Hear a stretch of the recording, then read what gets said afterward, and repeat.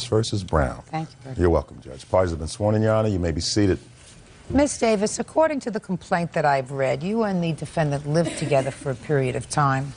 It is your claim that when you moved in together, you put down a substantial amount of money, almost, I think, $4,000. You call it a down payment on the house. You say that Mr. Brown subsequently kicked you out of the house and you want that money back. You also said that he's used a video card where you rent videos from a store without your permission. It belonged to you. He didn't return the videos, and you now have a very extensive bill from that store. Mr. Brown says you never gave him a dime, and he's got a counterclaim for bills that he claims you owe him, and he says you've been bothering him that he doesn't like, so he wants you to pay for his trouble. Right. Yes, ma'am. Okay. All right, Ms. Davis, when did you move in with the defendant? Your Honor, I would like to tell you how my ex-boyfriend did me wrong. He moved in with me in November of 2000. But listen to my question. When did you move in together in a place where you claim you put money down? In June of 2001. Shh. Now listen, I'm going to get to you, so don't interrupt her. We do things in a very orderly way here. It's the only way that I can function. Otherwise, I become frustrated, and Bird doesn't like it when I get frustrated. When did you move in together? June of 2001? Very good. And was this a house or an apartment? It was a mobile home. Was it a rental? No, ma'am. He bought it? Process of buying, yes, ma'am. And you say you gave him how much money? It was $4,366. And where did you get that money from? I traded my mobile home in on the one that he purchased. Okay, do you have any evidence of that transaction?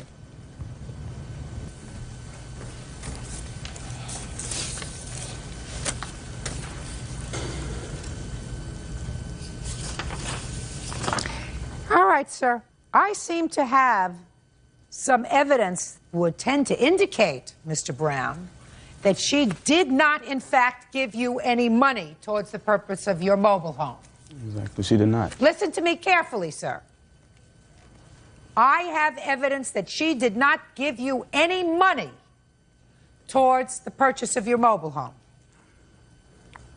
But I have evidence here that she traded in her mobile home as a partial down payment for a mobile home that went into your name. No, not at all. Not at all? Not at all. What has transpired was a mobile home that was sold from her cousin to me for $500, which we used as a trade-in. Yeah, but they gave you credit for $4,366 as a down payment credit. That was the value of the mobile home. I'm buying something for $500 and trading in for another amount. That's just like a good business transaction. Your Honor, Does it make sense? It's a profitable business transaction. If you can buy a car for $200 and sell it for $2,000, that's a smart buy. So that's exactly what I did. I took a smart buy and used it to advance in a better home for me and my children. Something doesn't sound right, sir. It doesn't sound Does it sound right to you? He buys it for $500 from her cousin and then uses it, and they give him a down payment credit of $4,366. I also gave in a $2,500 cash deposit as well. On or about June 26, 2001, traded in her 1964 Windsor mobile home as a down payment on a 1998 Horton manufactured home. Right. This 1998 Horton manufactured was being purchased by David R. Brown. We gave Miss $4,366 on a down payment credit on the 1998 Horton. Yes. Now, where's her name? Is that on any of the transaction? Show that to him. Your Honor, the reason why my name is not on there because the title was never changed over into my name, but I have a receipt where I purchased the mobile home before I met him. That's for a different mobile home she's speaking of. And we never used that mobile home as a trade-in. This right here is sufficient. This right here is sufficient. And her name is not on that transaction because she has no involvement in the transaction. I never said my name was on the mobile home, Your Honor. She gave me these monies in her mobile home, and her name is not on anything. Does that make any sense? That is my cousin. Her cousin. Ah. So they gave Miss $4,366 for the down payment. Yes, ma'am. All right. Forget it. I don't look into that. Your name was not on the title to that mobile home? No, ma'am. All right, At then the forget time, it. I did not have a job, but I have a receipt where I bought the mobile home from Miss. Show me. Do you have the receipt? You mean up there? this? $500? Yes, and I also have this right here. You have this? Is this what you're talking about? Yes, ma'am. That's nothing. That's nothing. That's something that you buy in a grocery store. Judge Judy continues in a moment. She won't leave me alone. We broke up, let it go. Yes, she's steady looking for a payout for something she knows she's not owed to. Mr. Brown, I believe you. Real cases, real people. Judge Judy. Morticia Davis says ex-boyfriend David Brown owes her for the down payment on a mobile home and unpaid video rentals. David says her lawsuit is bogus. Now, what about this video card? When I got evicted off the mobile home, he used my Blockbuster When did he evict card. you from the mobile home? May. She moved out of the home before the eviction took place. So therefore, What do you mean there was an eviction? Had you gone to court to evict her? I went to court to evict her. Why is that? Because there was South Carolina state law. If once someone established residence in your home, in order for them to move out against their will, you have to evict them out.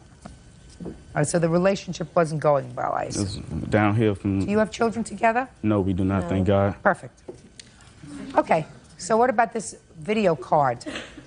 Well, when he got his new girlfriend evicted me, I got some bills in the mail, which he used my card illegally at 3 different Blockbusters, never took the videos back. Show me.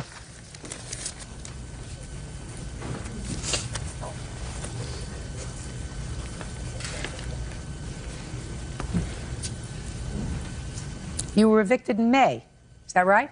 Yes. Well, this is March of 2002. Thank you. This is March of 2002. That's when he used This the is card, March Your of Honor. 2002. And we both This is resided. shh. This is March of 2002, and this is March of 2002. So this After is I got evicted, that's when I got the bills in the mail, which he had used them. No. Well, listen to me, Miss Davis. Yes. How do you lived together in March of 2002? You were He was sharing not a home. there in March, Quiet. Your Honor. He was not there. He lived with his new girlfriend until I got evicted. Lies. He was Listen not to there. me. Lie. You kind of. She's lying, Your Honor. I don't want to say it again. It doesn't appear as if you're doing badly in this lawsuit so far. Do you understand? Yes, ma'am. But what can happen is you can lose if you open your mouth again. Clear? Yes, ma'am. You have any of these movies home, sir? No, I do not. He's not going to admit Do you to know it. where they are? The last was left in the home that she was residing in. Now, what she did with them after that, I don't know. Your Honor, that's not true. I haven't been back to the house. At the time, I was out the house from late part of March all the way up until April, May. See, now he, back in now May. he's Don't telling interrupt him. Back into May. All right, you have no case, Miss Davis. That's you. You want to get to your counterclaim? Mr. Brown. Yes, ma'am. All right. You said she owes you bills. Yes, ma'am. What does she owe you bills for? For rent, electric bill. She doesn't owe you for rent. You weren't anticipating any rent from her. I loaned her a few $100s for a couple of car note payments. Yeah, go ahead. What else? And Chalk it up to experience. What else? harassment. Well, I have a feeling that that's true, that she's been harassing you. And she just don't. I have a feeling that that's probably true. So you want to tell me about the harassment? I mean, she caused problems with me at work. She caused problems with me and my children. I'm a single parent of 2 children. Today is my son's birthday. I should be home with him instead of her in this courtroom. But Ms. Davis, again, want to file a lawsuit that she have no bearing to hold on. So therefore, it's just constantly, she won't leave me alone. We broke up, let it go. But yes, she's steady looking for a payout for something she knows she's not owed to. I believe you. I believe that she has made it her mission at this portion in her life to make your life miserable. That's what I believe. Put your hand down. Judge Why can't you just say it didn't work out, period, end of discussion? While you were living together for that year, where were you working? Interim health care. Okay. And I took care of 4 kids. What did you do with your money? I paid bills. What bills? I have light bills, water bills, phone bills. He paid the rent. Yes, that's all he paid was the rent and the land payment. What about the food? I got that. No, Really? I was on food stamps, Your Honor. Was not. She was not. And as far as the electric bills and bills, those bills are in my name. And then she couldn't pay those bills. That's why I'm here now about the electric bill and the bills that she has now. Your Honor, I have these bills. Yes, they was in his name, but I paid them. Show me. After the fact that I left the house and I had these utilities cut off because she refused to pay them. You mean after you left in March? After I left in March. She was running them up in my name. Therefore, I had these bills. Your Honor, that's not true. Yeah, this is April. I want to see anything before that, madam, before you were in the house by yourself. You have proof that you paid any bills? I paid all my bills, Your Honor. Listen to what I'm saying. No, Your Honor, that is all I have. Right. That I can understand. And Mr. Brown had those bills in his name because he moved up there before I did. That's why they was in his name. Pay full attention to me. Yes, Your Honor. Did you have a checking account? Yes, ma'am, I do. So all you have to do was to bring to court today, since you knew that he was counterclaiming for bills. Your Honor, I didn't know. Proof? What do you mean you didn't know? I didn't know he was countersuing me. Really? When did you file your counterclaim, sir? Monday. When did you serve her? He haven't. Oh, then it's dismissed. Your counterclaim's dismissed. But not only is your counterclaim dismissed, Mr. Brown, but so is your lawsuit. And I'm going to make this suggestion to you. Sometimes things don't work out. How old are you? I'm 24. You have children? I have 2. I'm a single parent. Put a period, this is over, and devote all of your energies to working and your 2 children. Leave him alone. He doesn't owe you any money. Goodbye. I don't harass him, Your Honor. Parties are excused. You may step out. He jumped on me twice, and the mobile home was mine, which I didn't have the title with me. Many a times she had me arrested for domestic criminal violence, something that I didn't do. He's not going to do anything without being in the courtroom because he thinks he can get away with a lot of stuff. She came in here, Judge Judy seen between the lies and what she was trying to tell, didn't get nothing. Justice was served for the first time. And now the next case. All parties in the matter of Robinson versus Bradford. Step forward, please. Psychotherapist Cliff Robinson is suing his former friend, lab technician Angela Bradford, for the cost to repair his car window. Angela is countersuing also for the cost of a car window. Mr. Robinson, it is your claim that the defendant's son broke a window in your car, that the defendant, who was a friend of yours, agreed to fix it and did not pay you the money that it cost you to fix this rear window. Was it a rear window of your car? Rear quarter panel, yes. Ms. Bradford says, I think she's saying that she had initially agreed to pay for the window. Is that right? That is correct. But later, your son broke one of her windows in her car, and you should pay for that window. Is that your defense? It is. So let's make this as simple as we can, because Bird knows that I like to keep things simple. How much was the window in your car, Mr. Robinson? The window itself, Your Honor, came to $972.29. Let me see. I have pictures and the estimate. Well, I'm just curious because in here you say that my window cost $800 to replace, sir. That's with the labor and what it cost to. What did it cost you? $972, but in whatever the difference was. How did you pay for this? Cash. No. Not even sure about this bill. What kind of window was this? It's a rear quarter panel window in the Eddie Bauer Expedition. Oh, so it's a big window. It's a big window. Okay. Now, the only question that I have is whether or not you are in any way responsible for damage that she alleges your son did to her window. So, Ms. Bradford, I read your answer and I read your cross-complaint. And it appeared to me that you two were friends. Correct. How many children do you have? I have 4.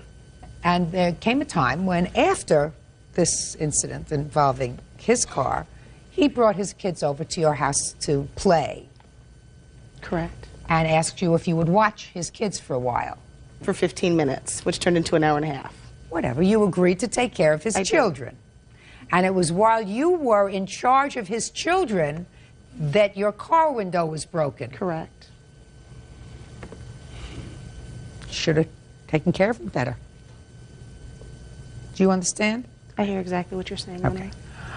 Because it was your job to supervise the children, because you had assumed that responsibility when he left his kids there. Therefore, if something happened to your car as a result of a ball being thrown, that's your problem, not his. It's a lot of money. Do you have any insurance, sir?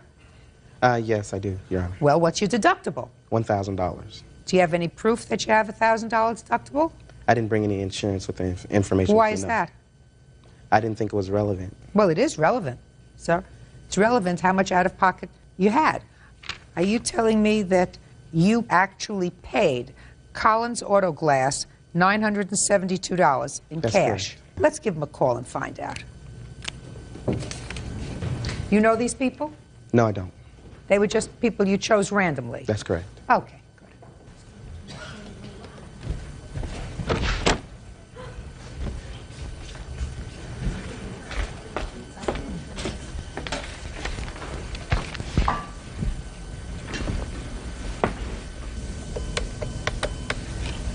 In Seattle, Washington, for Collins Auto Glass. So there is no Collins Auto Glass in Seattle.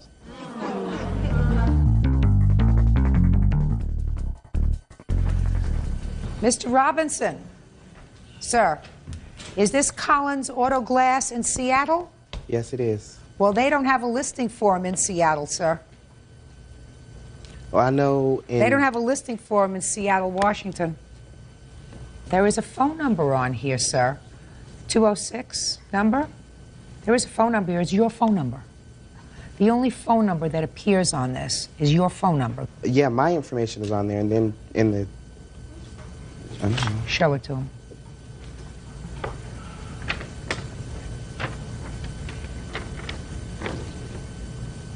Yeah, that's my telephone number. That's correct. Oh, yeah, no. I don't. Collins Auto Glass doesn't have a phone number for their business. They also don't know how to spell residential. Well, I know in June, when I got it fixed, there was a Collins Auto Glass. I got it out of the Yellow Pages. Well, it must have been their last job, Mr. Robinson, because they closed down. They're not there anymore. Sort of interesting. But I'm holding you to what your complaint says, or your sworn complaint says it was $800 to replace. Judgment for the plaintiff in the amount of $800. On your counterclaim, Ms. Bradford, I've already explained to you the children were under your supervision when your car window got broken, so if you weren't supervising them adequately, I can't fault him for that. That's all. Parties are excused. You may step out. Did folks have a seat? Mr. Simons, a relatively simple case. You want the engagement ring back. Is that right? Yes, please. And Ms. Ream, I've read your answer, and it's sort of like one from column A, one from column B. You have the following defenses, according to what I read. Number one, it wasn't an engagement ring because you never said yes. Yes. If you don't buy that, it was an engagement ring, but he told you you should keep it even if you didn't get married, correct? Yes. And number three, in case you don't buy those two, it was an engagement ring. There was no deal for me to keep it. I would have given it back, but it got stolen. Yes, ma'am. So you don't have it anymore. No, ma'am. Is that right? When did you give her the ring? I think it was May of 2001. And how long had you known her? I met her in November. I knew her approximately 6 months and gave her the ring. Okay, what kind of a ring was it? It was an engagement ring. Can I see the receipt for it? I have the receipt. Plus, Your Honor, at the time, I had just moved, and I didn't have the receipt for the second half of the ring, but I've found that, and I've got that. So here are those two receipts. What do you mean the second half of the ring? You know, the band that goes, connects as one. Oh, you mean the wedding band? Yeah, yes. Yes, ma'am, yes. And that's the other half that I still have, which does mean no good. Okay, where is this? Did you give her both of these rings? No. You have one? I have one, yes. Okay, so it's $969.75. Yes, Judge, yes. Okay. So you gave it to her in May, and you broke up when? Around July, things started falling apart. July of? 2001. 2001. When did you ask for the ring back? Around August, I believe, the end of July. What'd she tell you? She agreed. We both agreed that it wasn't going to work out, and I went to pick up the ring. She had told me that she let some carpet cleaning people into her house, and she was afraid to be alone with these men. So she left. And when I got there, she went to get the ring. It was gone. It's funny because there was lots of jewelry, diamonds, everything, but they only took my little ring. And I couldn't understand that. That didn't make sense to me. Okay. Just a second. So you broke up in July, and it was a month later that you went over to get the ring. Correct. But you had asked for it when? Probably at the end of July. Okay, and she said come over in August. Yes. Well, she kept saying it might work, I hope it works, it might work, it may not work. So we tried, and it wasn't going anywhere. Okay. Now I'll hear you. Like it said, I lost my husband prior to that, and I was very vulnerable. And I'm not interested in that. Okay, I mean, not that I'm insensitive, okay, madam. It has okay. nothing to do with the ring. But, okay, well, we started dating, and I told him I wasn't ready to get married. And he got pushy about the ring. And then he asked me to marry him in May, and I told him I wasn't ready. And then he said, keep it as a gift. And baloney. think about it. All right, let's just say nothing. Say nothing. I don't believe that. Go to the next defense. Okay, I put it into my jewelry box for safekeeping, and so then, like he said, I had the cleaners come. I had to go pick up my daughter from school. Should have only taken 15 to 20 minutes, and so I went to pick her up, came back, and there was some coins and a little bit of jewelry missing, and the ring, and he made me call the police, and we made a police report. It's right here, and it couldn't be an engagement ring because he dated other women. He verbally abused me. He verbally abused my daughter. I'm not interested. Okay. But it just was an engagement ring. Sure, it was an engagement ring. It was an engagement ring because he bought not only the ring, he bought the wedding band. I told him I wasn't ready to get married. He told me to keep it. I don't believe you. I don't believe you. You owe him $975. Let me explain something to you. If you have a ring and if you break up with him and if you're not going to see him anymore, you give him back the ring. Case closed. I tried to. Case closed. In July, you don't hold on to it and put it in a box for safekeeping.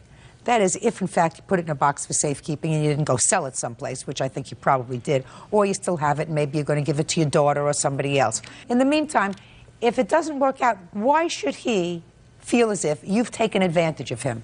Why? It was the other way. He told me he needed money for tires. Constantly always after me for money, all the time. That's what this is all about. He just told me he's going to take me to court to get tires because he needs new tires and because he just bought another house. Listen to me very carefully, madam. He's taken advantage of me from the very beginning. Then how old are you? I'm 38, but I'm very well put together. At the time, I wasn't. I was distraught. Listen to me. You don't look like the kind of person that anybody takes advantage of. I just lost my husband, and my mom got diagnosed with cancer, and he knew this. Listen to me. Listen to me. If you were grieving over your husband, you don't take a ring from somebody else. I know that. I know that now. But you did. But you did. Made a and mistake. by taking a ring from somebody, what you're really saying is, I'm interested. I'm interested. That's leading somebody on. That's cruel. That's unkind. And in my judgment, after listening to both of these stories and hearing your three defenses, A, I didn't say yes. B, if I said yes, he told me to keep it anyway, even if we broke up. And C, it got stolen. I don't believe you. After he came over and looked for the ring, you said, I'm sorry, my other stuff is here, but your ring is gone. He said, well, file a police report, which is what you did, correct? Anywhere in the police report did it say that there was evidence of a burglary? Yes. Well, show me. Show me where. No, read it where it says there was evidence of burglary. Right here on the top. It says crime, burglary. Show me where the police wrote down that there was evidence of a burglary, not what you claimed there was.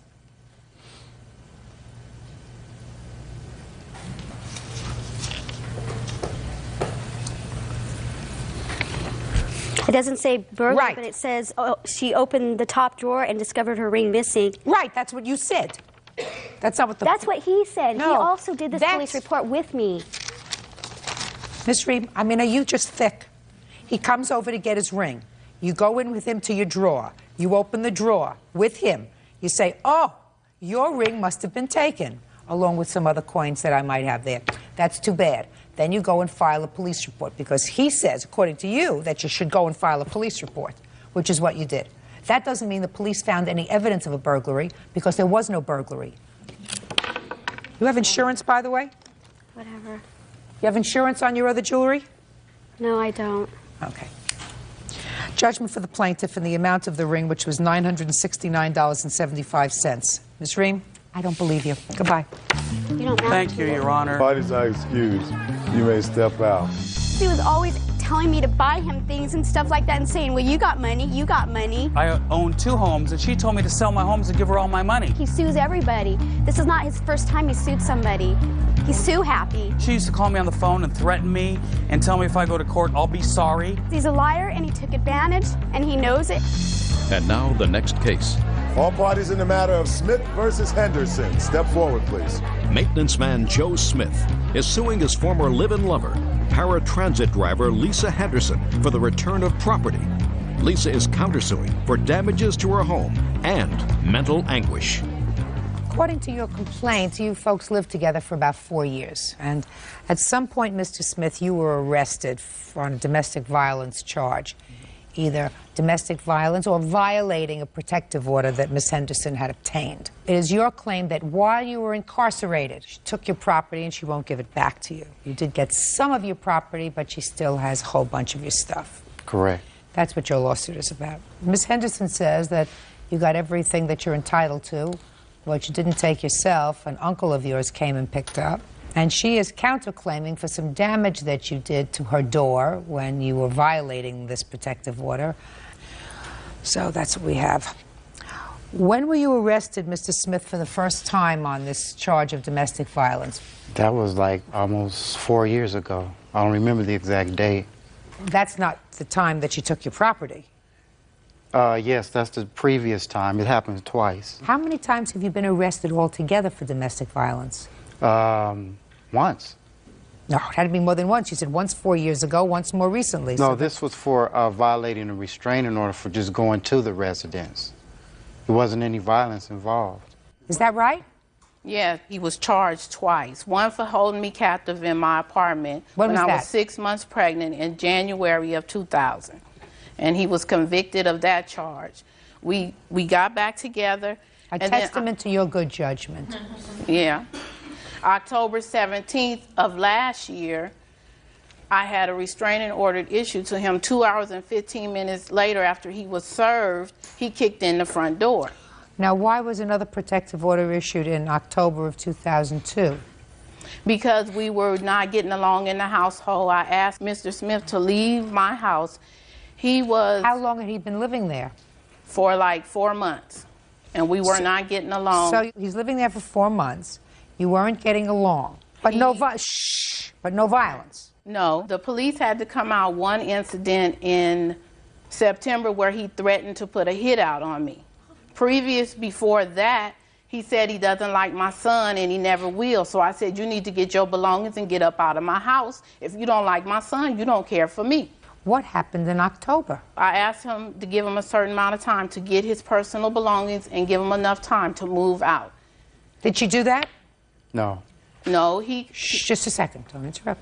She didn't say to you, you have a week or 2 days or No, 48 she said, hours? get out right now. Judge Judy continues in a moment. We split everything in the household. So he paid his way. So he wasn't just coming to visit on weekends, right? Right. Well, that's not what you say in here. Real cases, real people. Judge Judy. Joe Smith says ex-girlfriend Lisa Henderson won't return his property. Lisa says Joe threatened to put a hit out on her. What did you do when she told you to get out? I told her I couldn't because I had just paid my rent, PG&E, and cable, and I have the receipts for that. So you were paying the bills? Yes. Some of the bills at Yes. least there. So you said, I'm not leaving because I'm paid up through November 1st. Actually, I told her I couldn't afford it because I just put my money into the household. Okay. But you told me you... Shh, don't speak to him. Speak to me. So that was the conversation. He said, I'm not leaving right now. And what did you say to him? I told him he needs to be out of my house within that Friday. He sits around bragging that he got so many women to take care of him. So I said, call one of them up, tell them to back their car up in here and get your things up out of my house. And he said what? He said, I'm not going nowhere. I'm a legal resident. I'm not going nowhere. You have to get me out legally. Okay. So the next day, I went and filed for a restraining order. Well, Ms. Henderson, that's a violation of really what the restraining order is supposed to be about, madam. A restraining order is not something that you use instead of housing court. You had a discussion, you had an argument, you said get out and leave, and he said I'm not leaving. And you said no, you're going to leave, and he said get me out a legal way, and you said what's the best legal way for me to get out? I'll just go and tell somebody he threatened me. And you fill out a paper and you lie, because so far I haven't heard anything about a threat. And a judge looks at it and issues a restraining order. That's an abuse of what a restraining order is supposed to be. I'm here to tell you that. You can't use it in place of housing court that may take a little more time. So I'm sure you knew housing court would take a little more time, so you say restraining order, that takes a flash, and he's out. So then he's annoyed, because you get this restraining order and you lied to the judge when you got it. No. Yeah, sure you did. You had to have written something down that wasn't true. When he threatened to put a hit out on me. That was before. I had the police come out for a report. That was before. You were not annoyed about that. You were annoyed because he was bragging about other women and your son, and you wanted him out of the house. Come on, Miss Henderson. So you got the restraining order, and then what did you do? I had Mr. Smith served. And then what happened? And 2 hours and 15 minutes later, he came to the house and kicked the door in and threw the restraining order back in the house. You have a copy of the papers that you used to get the restraining order?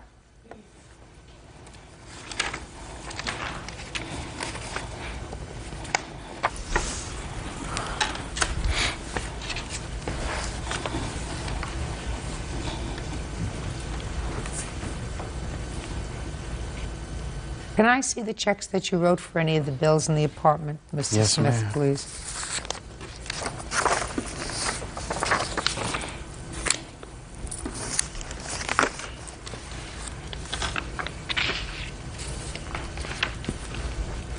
How much money did he give you towards rent every month? $100, sometime $97. Did you pay the cable bill? Sometime. Sometime Well, I he paid in September, he paid in August, he paid in May. We split everything in the household. So he paid his way. So he wasn't just coming to visit on weekends, right? Right. Well, that's not what you say in here, in your statement to the police. Sometimes I will allow him to stay a weekend or a few days because we were getting along, but then he won't leave. Well, that's not true. Right, Mr. Smith got evicted and asked me to come help him when he got evicted out of his place in Cutting. Our agreement was he was supposed to stay so long to save up enough money so he can get his own place. Well, that's not months and months where he's paying half the rent, paying half the bills, cutting everything in half. So he is a tenant there. Right. Okay. All right, Mr. Smith. Yes. I want you to tell me, sir, what items do you claim that Miss Henderson has that belong to you? Everything on my list that I have here. Well, let me take a look at the list. Okay. It's quite a bit. You might want to take a recess.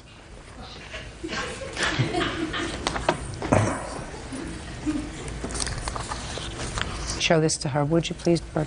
No, I have my list, Your Honor.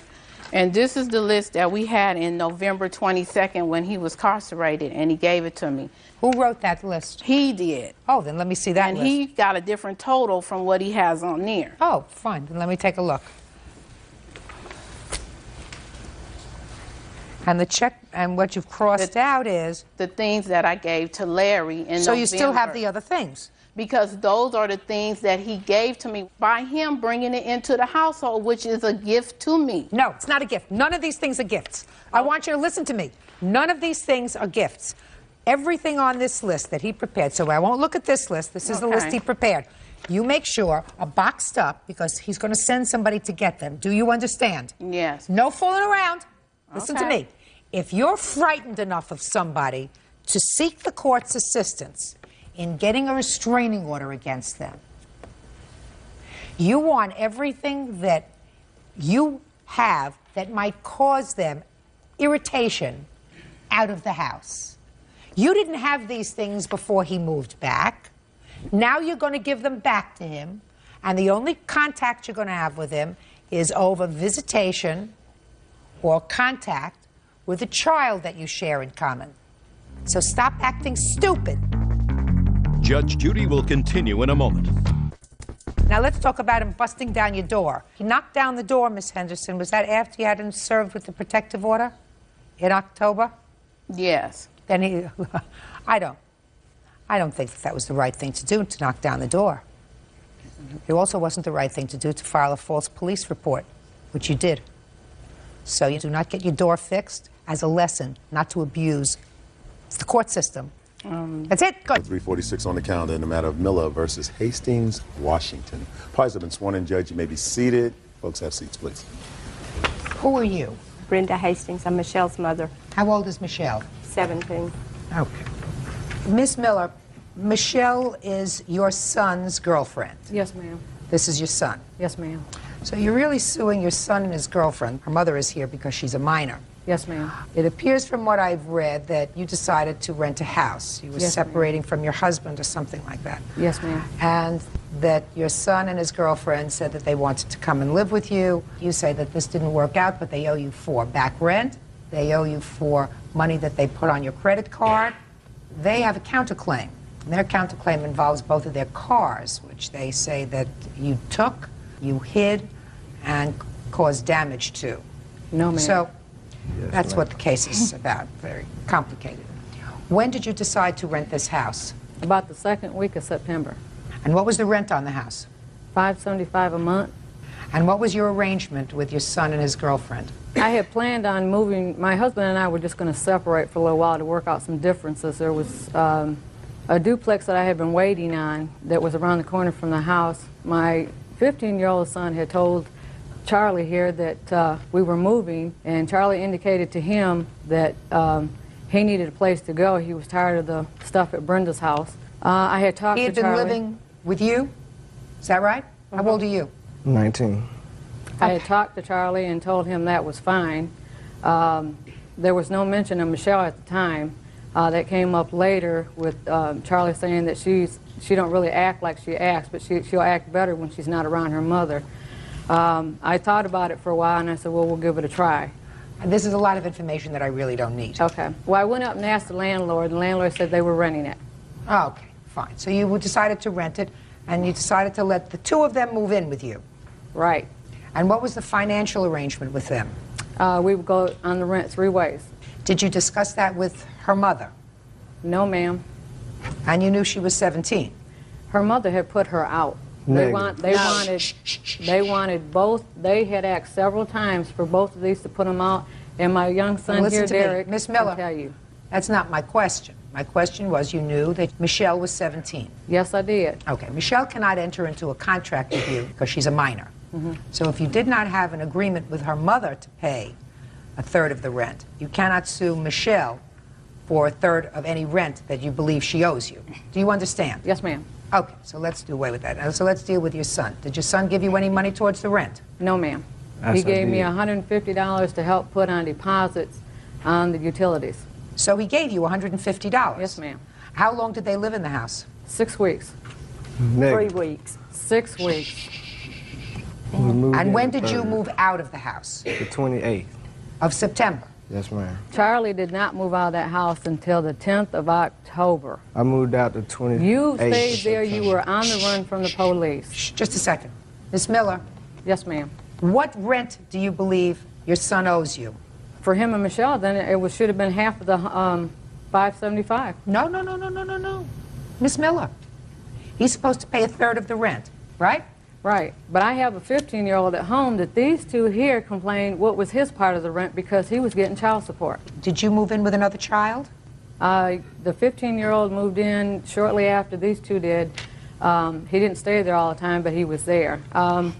What about you? Did you move in? I didn't move in until the 24th of September. September? No, August. Oh, no, it was September. I'm sorry. I didn't even stay there half of the time. Miss Miller. Stayed maybe a whole week Miss Miller, did you move in August 24th or September 24th? September 24th. Okay. Well, let's go to the credit cards that you say that they used. How did they come to have possession of your credit cards? They didn't have possessions. We had an agreement. I have a letter from the landlord because Mrs. Hastings was putting them out. We had an agreement to try to get the house livable for them to live in so they had a roof over their heads. And you're talking about credit cards, Miss Miller. Let me hear about the credit cards money. I put my credit cards, to get the house in order for them to live in, they had to have floors, it had to have cabinets, it had to have everything. The house was gutted out. It had to have everything. So is that what was put on your credit card? Yes. So why do you think they should pay for that? Because we're in agreement.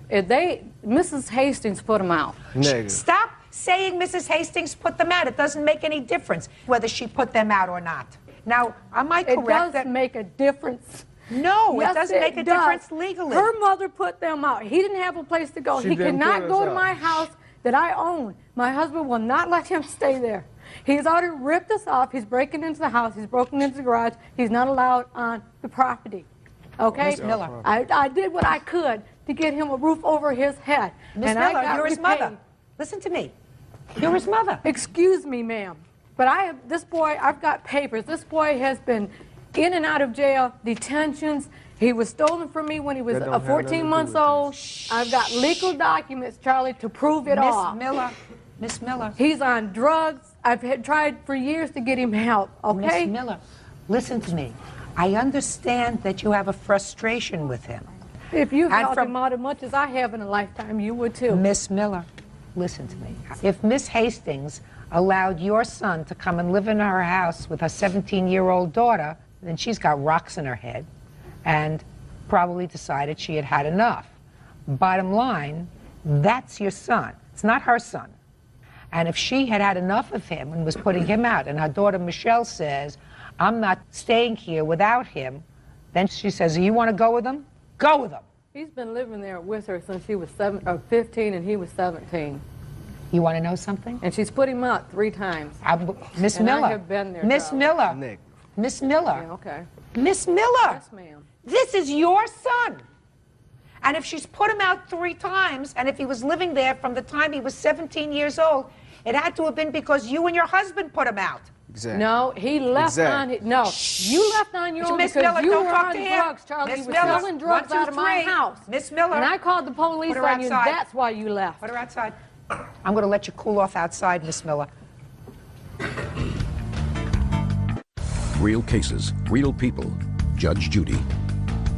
Atina Miller says her son Charlie Washington, his girlfriend Michelle Hastings, and Michelle's mother Brenda owe for rent and repairs to her home.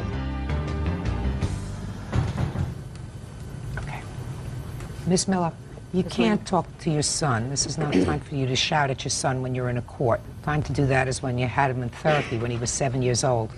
If your son had been giving you problems and moved out of your house, whether you put him out of your house or whether he left voluntarily, you knew where he was living with the Hastings family and their daughter, that was probably a major error on their part. Some people do that. I never quite understand why they've taken somebody else's problem into their home. But be that as it may, if you decided that you wanted to put a roof over your son's head as his mother, that's what your job is. That kind of unconditional love is what you do for a child, even if they drive you crazy. Are you currently living in the house? No, ma'am. Did you decide to go back to your husband? Yes, ma'am. Is that where you are now? Yes, ma'am. Is that where you're going to stay, you think? Yes, ma'am. Tell me about the cars. You took your son's car out of impound? I paid to get it out, yes, ma'am. What'd you do with it? Set it in my backyard. And what happened to it? It sat there until the day that he came and threatened me. And then I took it down on the corner where I told him and the police officer that I would set it and left the keys in it, that in the Nissan. And somebody stole it? I don't know. Well, it wasn't found on the corner, is that right? I don't know where they found it at. Where did you find your car? I found mine in a ditch on Oral Smith. It was not in a ditch. I got pictures of where I left it. Well, that's what I'm saying. So what you're saying is somebody took the car after you left it there with the keys in it. Why'd you leave it there with the keys in it? There was no keys in it. There was keys in it. Crazy. When you left it, the keys were in it. So I'm asking you, why did you leave it with the keys in the car? He came, he harassed me. I didn't want him on the property. And for him to come get the keys, then he would have to come on the property. And I talked to him in the back of the police car and told him. What were the police doing there? I called him because he threatened me. When did he threaten you? When he came to the house. Was this after he had moved out of the rental house? No, he was in jail. He had just gotten out October 31st, and I didn't know he was out of jail. What was he in jail for? Theft of property from an auto and breaking and entering of an auto. What were you in jail for? Assault the third. He was also in jail for that. Assault the third. Who did you assault? My girlfriend. You ever arrested for breaking and entering? Yes, ma'am. When? In '97. What about auto theft? Yes, ma'am. So you got his car out of impound, you told the police he had threatened you, you were taking the car, you were parking it at the corner, you were leaving the keys in the car, and that's the last you know of the car. Yes, ma'am. And you found the car when you got out of jail, sir? I did. Where did you find it? It's on Orville Smith Road. She parked it in the edge of the woods. No, she doesn't park it anywhere. You found it there. You didn't see I found it there. You found it there. I got out and I looked and I turned around and I went back to my house. And I brought him down there and he couldn't find no keys nowhere in the car. Well, maybe somebody who stole the car took the keys after they finished joyriding in the car. What about your car? Well, my mother and my father found it in a hayfield. What makes you think that Miss Miller took your car? Because she stole the keys out of my purse. I didn't have it in my possession. No, I did not steal the keys from her purse. This key goes to a car of Charlie's that he has in their yard. I don't know if it runs or not, but it was sent this key ring with this key. And when I talked to Charlie on the phone after he had beat up Michelle, he told me one of them keys went to the car. And that's how I got the car. So what did you do with the car? Charlie explained for me to take the car to my house and park it and not to let Michelle have the car. You mean her car? No, it's his car. It's legally in his name. Is that right? Yes, sir. Is your car, the car that you're talking about, that you're suing over, in whose name is that car titled? Yes. You have two cars titled in your name? Yes, ma'am. What year cars are they? 94 and 87. What do you do for a living? Well, I was working at Arby's. At Arby's? Who bought the cars? I bought one, she bought one. But she wasn't old enough to put it in her name, so I signed for it. Why didn't her mother sign for it? Because they went and got it without me. I was at work. They went looking at cars. They picked up one and she bought it. Miss Hastings, yes. Is he still living in your house? He is right now, yeah. You had him arrested for beating up your daughter. You've thrown him out of your house at least 3 times. No. He left your house 3 times in the last 2 years. You took him into his house, into your house when he was 17 years old. Since he was 17 years old, he's been arrested several times, according to him, for a variety of things. Breaking and entering, auto theft, assaulting your daughter. Would you kindly tell me what kind of medication you're on? Because I want to take some. If you don't see that he's not right for her. Real cases, real people. Judge Judy. Bettina Miller says her son Charlie Washington, his girlfriend Michelle Hastings, and Michelle's mother Brenda owe for rent and repairs to her home. Miss Hastings, he's not right for her. He may not be right for her, but everybody has to make their own choices. And hey. Everybody has to make their own choices once they're an adult. Until you're an adult, your parents help you make those choices, and they don't do things that encourage you to make bad choices. Well, Tina has put her son out several times. Tina's son is a bum. Was your daughter a bum when she was 15? No, my daughter was in school when she was 15. Is she still in school? She's going to night classes. No. Before she met him, she was in school. Yeah, but she... After she met him, she's not in school. Had nothing to do with him. Oh, listen, Miss Miller. Yes, ma'am. I'm going to give you some words of advice. Is this the first child that you've had that's been in trouble? Yes, ma'am. You think you know how to deal with it now? Yes, ma'am. Tell me how you're dealing with it. I work with the best I can. My advice to you is you be there as a backup in case of an emergency, in case something bad happens. But until he grows up and stops doing things that are both harmful to himself, to the people that care about him, and to you, he's going to have to make his own mistakes. If you put yourself in a financial position where you've stretched your finances, it's a foolish thing to do. Because what will happen is he will never be forced to grow up. You tell me you put him out of the house, or he left the house when he was 15. The Hastings took him in. And when the Hastings decided to put him out, you provided a roof over his head. He's never had to grow up and face responsibility. Had 2 cars titled in his name, working at Arby's.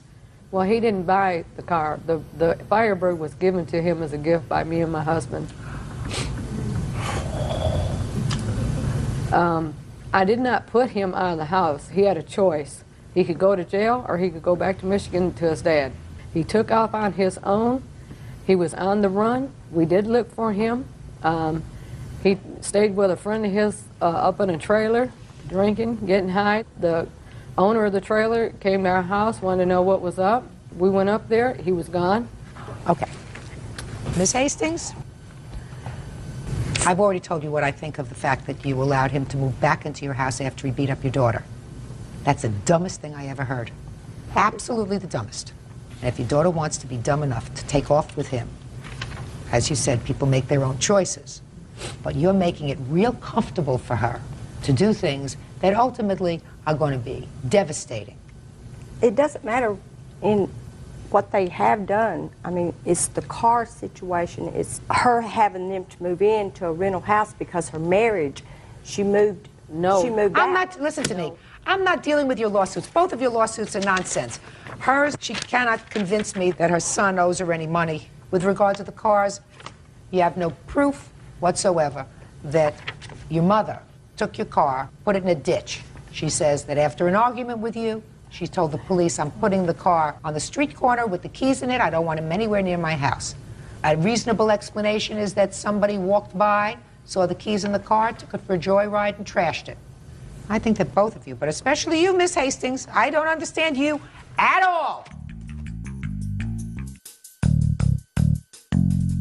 What do you do all day, sir? Now, Now. go to school No, you don't. at night. I asked you what you did during the day. Don't tell me that you go to school at night. What do you do all day? Hunt for jobs. Hunt for jobs. Michelle, what do you do all day? Work. Where? At Walmart. You work 5 days a week?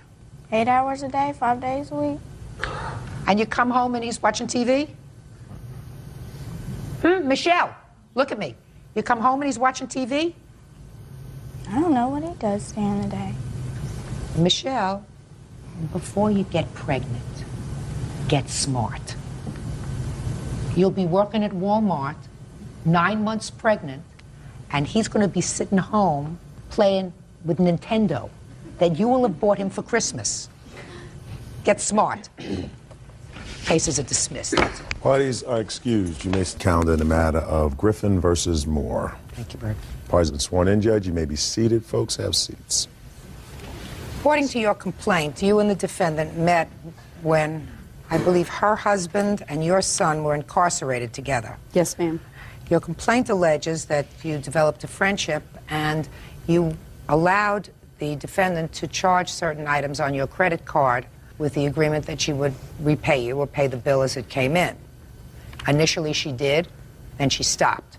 And you allege that when she stopped paying, she owed you $842. That's correct, Your Honor. So when did you first meet the defendant? I think approximately about a year ago. My son was incarcerated, and he was her husband's roommate. So we became good friends, and we would go shopping at the Avenue, and every time she would charge anything, she was so good about paying it. I mean, it was probably most of the time before it even became due. When my son got out of incarceration, she had a type of attraction to my son. It became almost impossible for me to have conversations with her because I did not want to be in the middle. Your Honor, that's not the truth. Just a second. And after a lot of harassing phone calls, I had asked to quit because I couldn't take it anymore. Then at that time, she refused to pay for what was left to be owed on my credit cards. What was left? This is the deposits of as far back as we started this. These are all that she's charged, all she's paid, what she owes is left.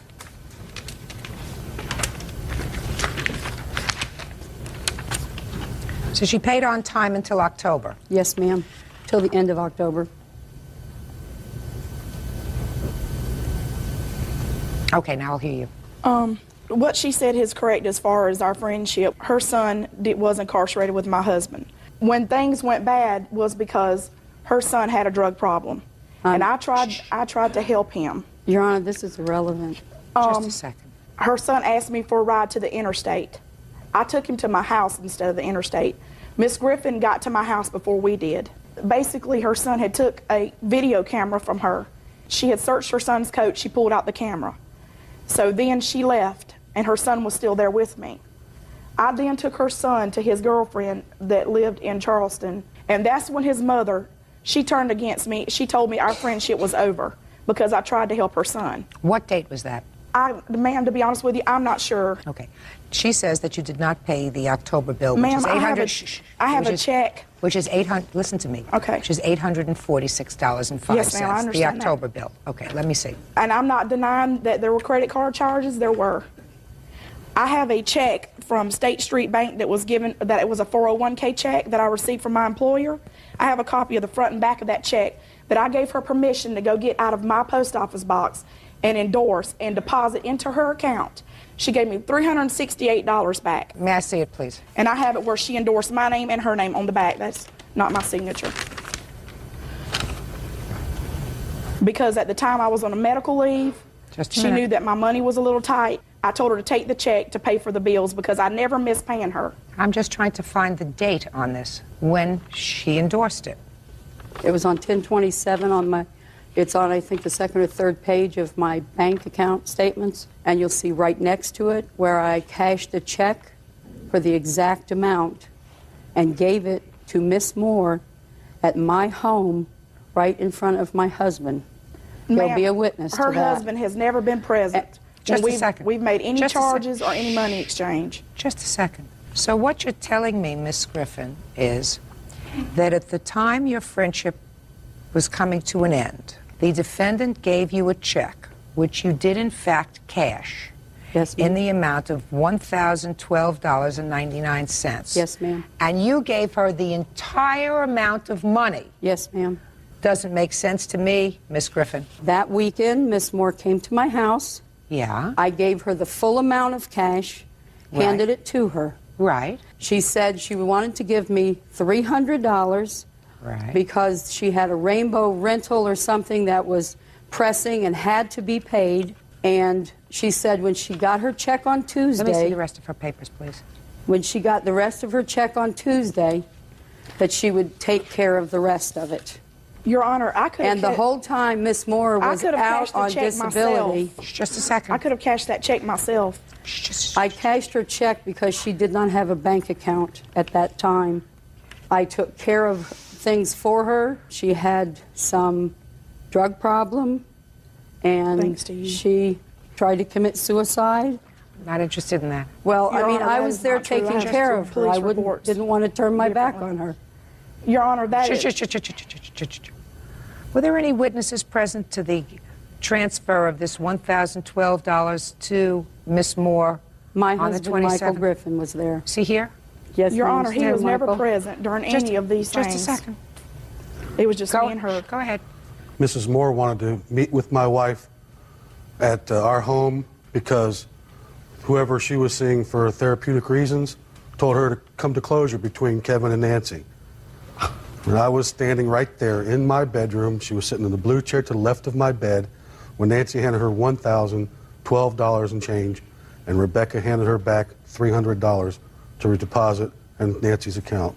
No, ma'am, that is not true. Mr. Griffin was never Now, present just a during second. any of these transactions. Just a second. I don't see whether she was given credit for the $300. On the first page, every deposit that she made to me is on the left. Every bill that I wrote to the Avenue or any of my other credit cards So is what you're telling to the right. Is what you're telling me that at the time she made these purchases in October, she still had an outstanding bill to you? Yes, ma'am. Your Honor, also Mrs. Griffin shopped along with me, and she had stuff on that bill as well, where our stuff was added together and not separately. That's wrong, Your Honor. If you look at my receipts, I've been very careful, and she had one receipt, and I had one receipt. Always a big mistake. Your Honor, and you know, you understand this is always a big mistake to do. Yes, ma'am, I do. Okay. Miss Griffin, who it appears over an extended period of time, had been very good to you financially by allowing you to make these purchases when you didn't have the cash to do it. Yes, ma'am. But all of a sudden say that you have an outstanding bill to her of $846 when you didn't.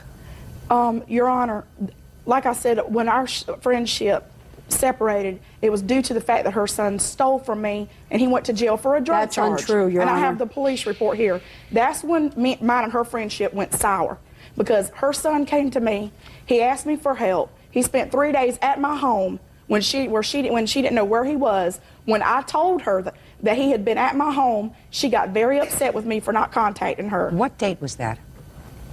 It was before Halloween. 11/3. So it was after this? No, this was the weekend prior to 11/3.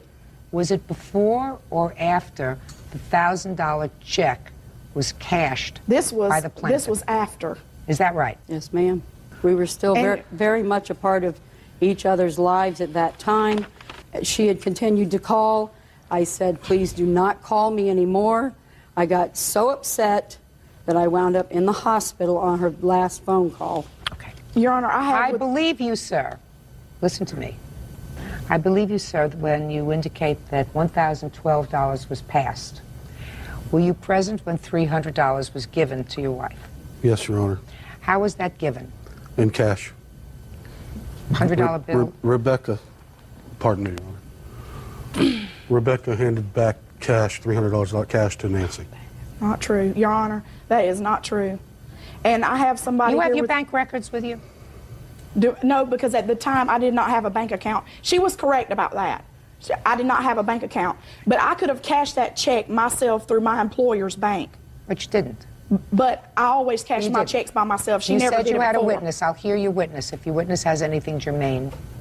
If he does. Yes, What is ma'am. your name? Alan Young. I've been a friend of Rebecca's for 15 years.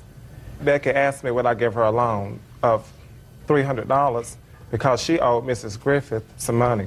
She borrowed money from me that night because she said she had to pay on her rent or something. So I kind of believed her. What is your rent, Miss Moore? $385. Well, even if she took all the money she owed you, you still had the $300 for rent. I understand. So why did you need to borrow money from him for? Because I had additional bills that I owed for besides paying her. But I wanted to pay her and have her out of the way because I always paid her before the bills were due. Do you have the statement from your account, Miss Griffin, as to what payments you made on the account in November? Yes, ma'am, that would be right in those payments there. I'll be glad I to see. show You them to made them. a deposit on the 30th of October. Yes, ma'am. Your Honor, she was paid in full when she received that check. No, ma'am, I was not. Yes, you were. No, I don't think so.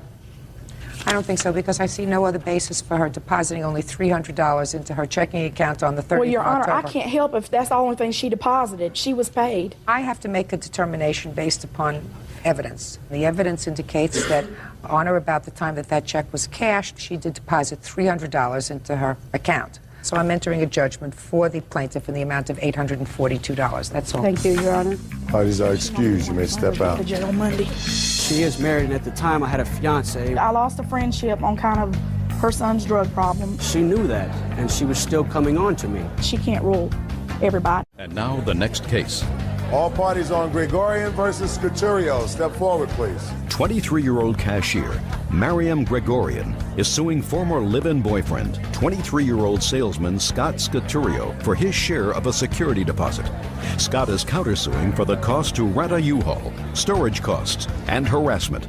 Ms. Gregorian, you and the defendant lived together. Were you boyfriend and girlfriend at the time? According to your complaint, you had an arrangement with the defendant that since he had no money, you would put down a security deposit on the apartment, and he was to reimburse you for half. For half, yes. And half of the security deposit was $600? Yes.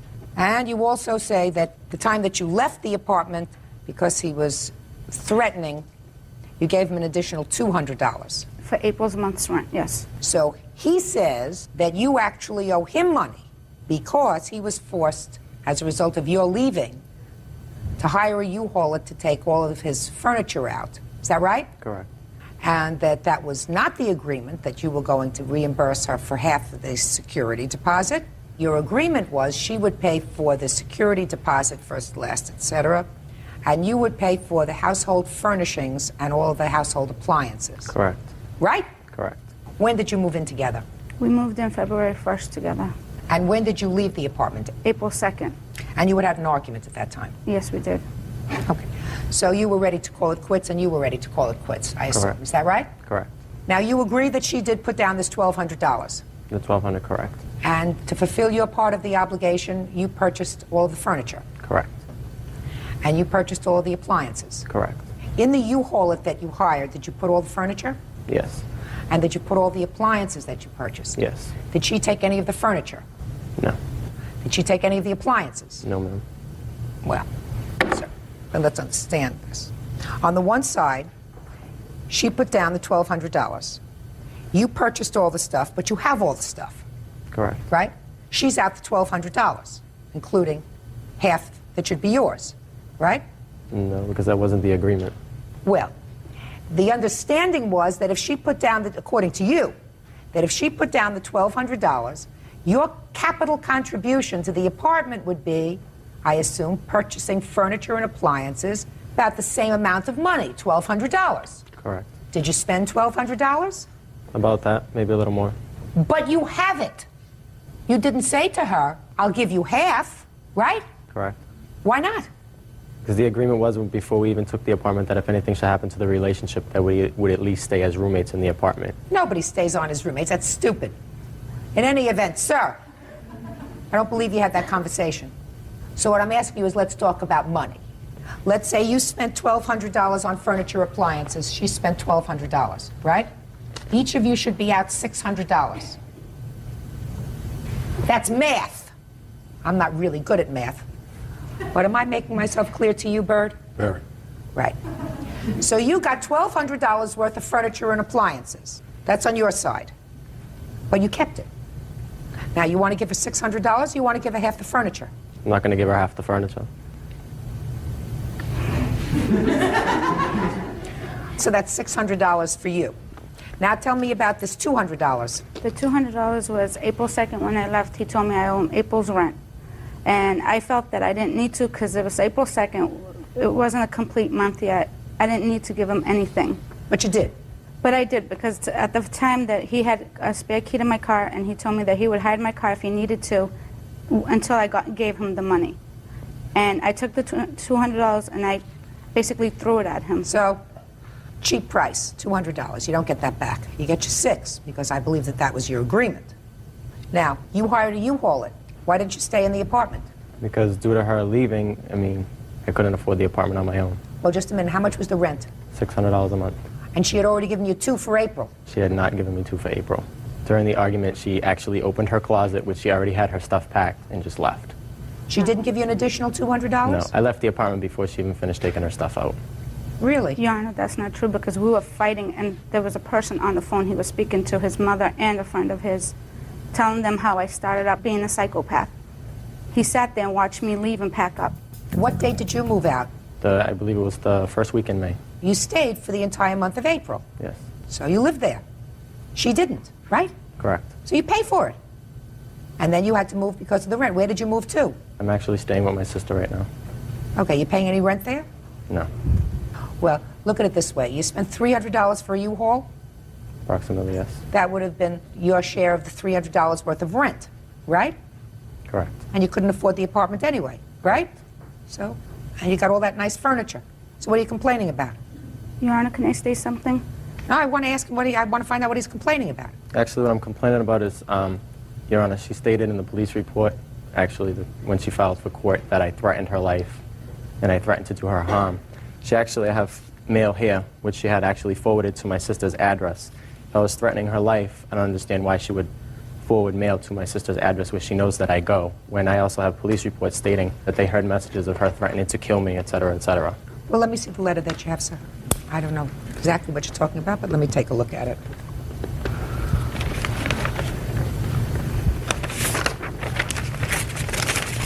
I forwarded the mail to her sister's address because at the time when I had nowhere to go, she offered to take me in. That's why I did it. Whatever. It's really not dispositive of anything. All right, you owe $600. Your counterclaim is dismissed. Judgment for the plaintiff in the amount of $600. That's all. Versus Selb, Stamper. Parties have been sworn in. Judge, you may be seated. Sir, have a seat, please. Miss Selb. Yes. You were married to the defendant's father, is that right? Yes, ma'am. For 7 years. Almost 7 years. Yes, ma'am. He died. Yes, ma'am. It is your claim that the defendants agreed to reimburse you for the costs of cremating your husband. Yes, ma'am. They say that there was never such an agreement. When did your husband pass away? I cannot hear you. When did your husband pass away? He passed away of October 6th last year. Was his passing away sudden? No, ma'am. He had been ill for a period of time? Only my son was there. Okay, let's try it on this side. Was your father ill for a long time? I would say yes. What do you mean you would say yes? He had open heart surgery in 1994, and among many other illnesses, and I don't think he ever recuperated, if that's from what you his mean. open heart surgery. Right. Were you notified as soon as he passed away? He passed away at 2 o'clock in the morning, and Natalie called me the next, early, about 8:30 the next Was morning. he home or was he in the hospital? He was in the hospital. How long had he been in the hospital? It was 2 days prior. To his passing. She called you 2 days before. Did you go to see him? No. She told us not to. She told us not to bother coming up there. She has no right to do that. And if she did, I would assume that you would just disregard that and go and see your father anyway. She requested us that we did not come up there. Then you disregard that request and you go see your father. She said that he was not, there was no plans for actually that he was going to survive the evening. Even more reason for you to get there. Did you see your father regularly? A few times a year. And you? Natalie made it very difficult for us to see our father. She called me in 1998 and told me that I was never welcome in her home again. So my visits with my father had to be over the phone. I was not welcome in her home.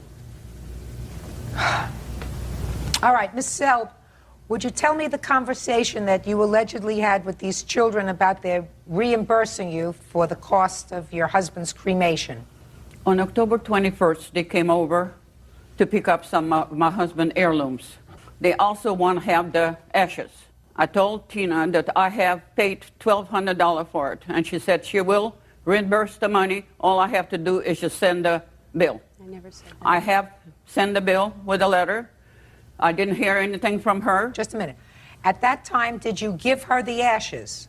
Yes, they took the ashes when they left. Was there any funeral service for your husband? No, there was just at the park, you know, people have got together and had dinner and stuff like that. And I have asked them, but they didn't want to come.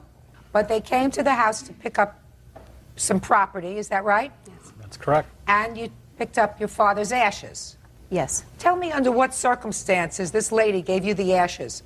We went up to get my dad's war mementos and our family photo albums, all that was left of that my father had.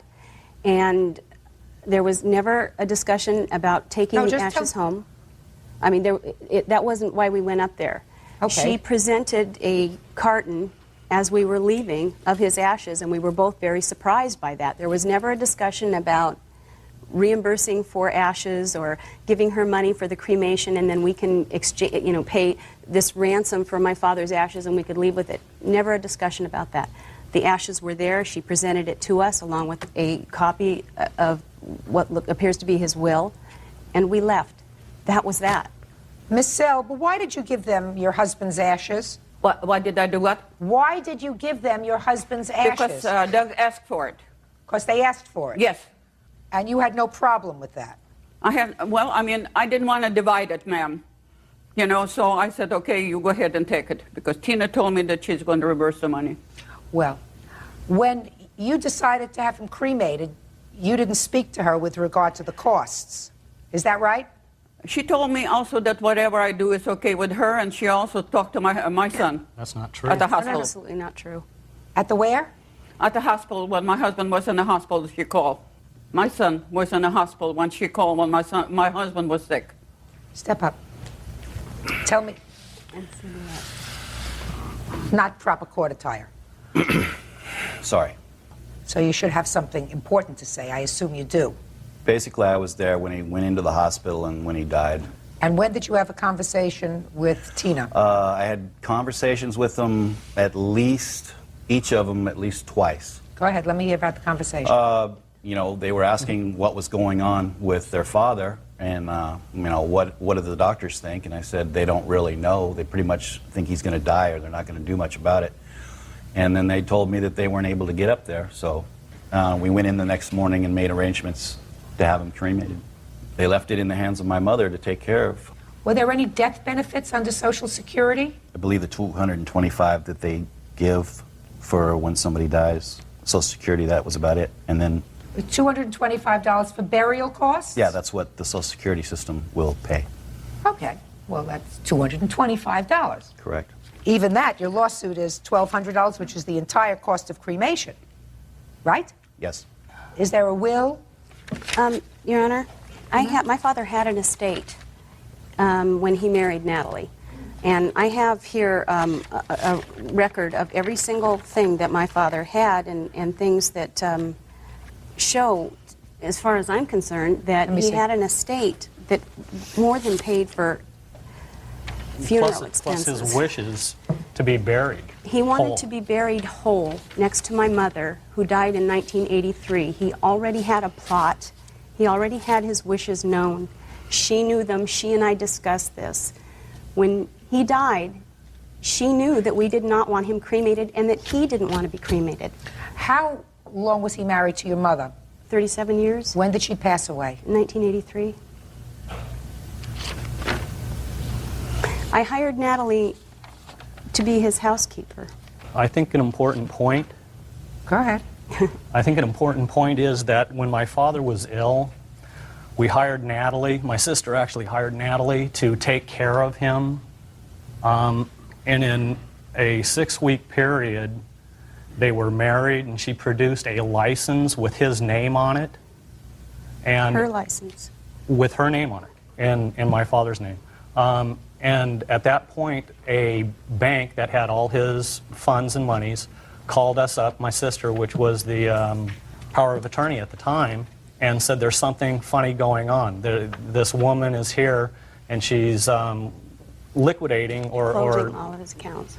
Closing all of his accounts, getting all the funds out of his accounts. At that point, we contacted my father, and that's when he said, well, we just happened to get married. Okay. Miss Sell, after you married Mr. Sell, Yes. were you working anyplace else? Before I started working for him? For the last 7 years, since you were married to their father, you didn't work at all outside the home? That was a full-time job with Mr. Selb. Fine. So you didn't work at all outside the home? No, ma'am. Is that right? How were you supported? We lived on his retirement and my Social Security. How much was your Social Security? My Social Security, $472. And how much was his pension? His pension was $1,200, something like that. And how much was his Social Security? 5 something. So you had Social Security of $400 and he had about $1,700 a month. Is that right? Right, ma'am. Okay. And he had savings as well. Is that right? Yes. Of course. Where are his savings? The savings? Yeah. We spent most of it. Do you have any left? We have traveled quite a bit, ma'am. Oh, just a minute. Do you have any left of his savings? Yeah, I have $2,000. Good. That pays for the funeral. Thank you very much. That's all. Parties are excused. You may step out. The only thing I can say that I took care of their father for 7 years. My sister went there a couple of weeks afterwards, and she found the mail actually had been sorted through and gone through, his financial statements gone through. They wouldn't even answer the letters I have sent it to them. And now the next case. All parties in the matter of Langlois, step forward. 51-year-old office manager Vicki Langlois is suing her ex-husband, 36-year-old operations manager Jim Langlois, for medical expenses for the family dog. Miss Langlois, you and the defendant were married for 13 years. You were divorced officially, I believe, according to what I've read, in 1999. Correct. There was a dog. Jim's dog. Well, you say it was Jim's dog. There was a dog that lived in your house for a long time. The dog remained in your home. The dog became ill. You took the dog to the vet. Correct. There was substantial expenses for the dog in the amount of $1,817. The dog was ultimately put to sleep. Yes. And you want the defendant to pay those veterinarian bills. Correct. Okay, so I will hear you on why you think he is responsible for those bills. When he left in March of '99, he moved into a studio apartment where there was no pets allowed. I was left with the dog to care for it. Then, March of 2000, the dog became ill. I talked to Jim, and I explained to him everything that happened. He didn't disagree with how I handled it. I told him I would not be able to pay the bills, and he said that was okay, and he'd take care of it. So I had brought the dog home with the understanding that I would have to give the dog intravenous feedings twice a day, which I did until April 25th, when he suddenly turned worse. I called Jim. I told him he wanted to see the dog. I brought the dog to him, and he returned the dog to me, and the next day the dog even got worse. I called the vet. She said there's nothing more we can do for him. How old was the dog? 12 years. And how old is your son? 12. So that the dog had been your son's companion as well. Yeah, his best friend. Okay, go ahead. And so Thursday night, the 27th, I believe it was, I called Jim at work. When I tried to discuss what was going on with the dog, he just wanted to talk about the divorce and all the other property issues that were going on. And he got abusive, and he wasn't even listening to me. I was telling him that Saturday morning was the appointment, and he got abusive and was swearing at me, and I hung up the phone. On Saturday morning, my daughter Kendra took me and our 12-year-old son to the vet, and we sat there with him while the dog was put down. Later, I talked to Jim about the money, and he said we would have to discuss it at the divorce hearing in June. When we got to the divorce hearing, his attorney asked that the two attorneys could talk outside of the courtroom and discuss some of the issues. The outstanding financial issues. Right, and the dog was one of them. My attorney said that Jim was denying it was his dog, and that I shouldn't waste $250 an hour. I should take it to his time. I should take it to small claims court, and that's what I did. It is clear to me, Mrs. Langlos, that your 12-year-old son would have been devastated had his father left the house, and in addition to leaving the house, taken his dog. According to you, the dog was his best friend. Mm-hmm. So it wasn't that you were dog sitting for the defendant's dog. You kept the dog because it was the family dog. Whoever purchased it, paid for it. I have a dog. When she's a very, very good dog, my husband says it's his dog. When it poops in the house, it's my dog. The issue of whose dog it is not relevant to this. Your former wife claims that you indicated to her that you would, at one point, take care of the veterinary bills.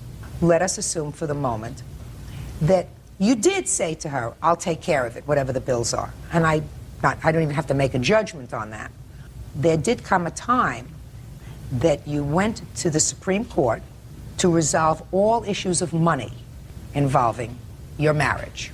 According to you, Ms. Langlos, the issue of the dog's bills was raised by the attorneys in that proceeding. Outside of the judge. It doesn't make any difference. Correct. It was part of the negotiation. You did the right thing by keeping the dog and taking care of the dog. Your problem, Mrs. Langlos, is this. There must be finality when parties divorce. And that is usually as of the day that a final judgment of divorce is rendered. Everybody is there, and they throw all the marbles on the table, and they say, listen, this is what we got. This is what our bills are. This is what our expenses are. This is what our assets are. We're going to divide them. We're going to divide them in an equitable fashion, and that's what you pay a lawyer for. That was clearly done. So all of that was before the court, or should have been before the court. Now, you understand that, Mrs. Langlos. I know that from the way you're shaking your head, you understand that.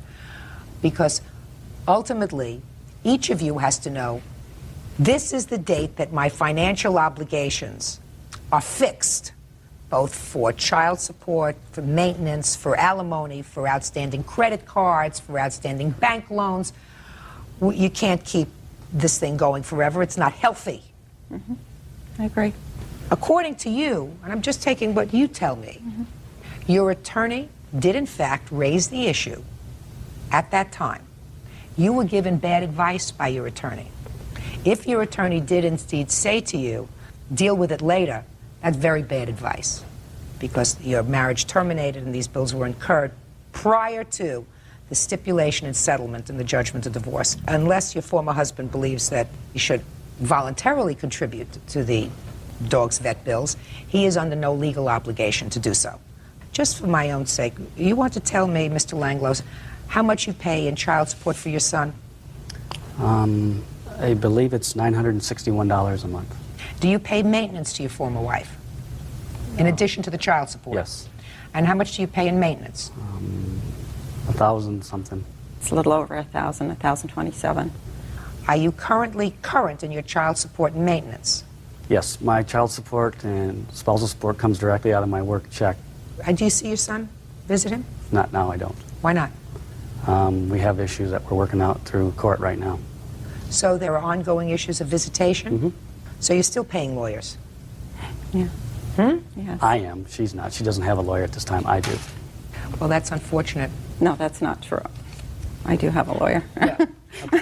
Whether you have But a yes, lawyer, we I have his letter that says whether you he's- have a lawyer or not, it's really unfortunate that you can't put a period and start having some sort of normalcy to your lives. That's really very unfortunate.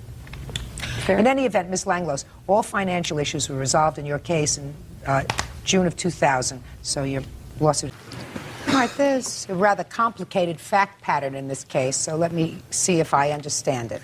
The defendant is your brother. Yes. About 2 years ago, your brother had just been released from jail and came to live in your father's home. Yes. This is your father? Yes, it is. Within a day or so after his release, a probation officer came to the house to check up on him, and the probation officer came unannounced. Yes. And that was a condition of your probation. Yes. What had you been in jail for? Possession of methamphetamines? Drugs. Yes. And when the probation officer arrived, the probation officer found your father smoking marijuana. Yes, in his room, Your Honor. And he was smoking marijuana because he was ill. Yes. And I understand he has now a card that indicates that he can use cannabis for medicinal purposes. Is that right? Yes, Your Honor. You have that card, sir? Yes, Your Honor. At the time, he did not have that card. No, ma'am. So he was taken to jail. Yes.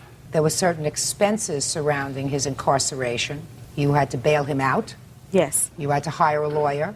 Yes. And you say that your brother agreed to repay you for these Yes. costs because, but for the fact that he was in the house, you felt as if he was responsible. The probation officer wouldn't have been there, your father wouldn't have been arrested, and you felt as if it was his fault. Yes. Would you step up, sir?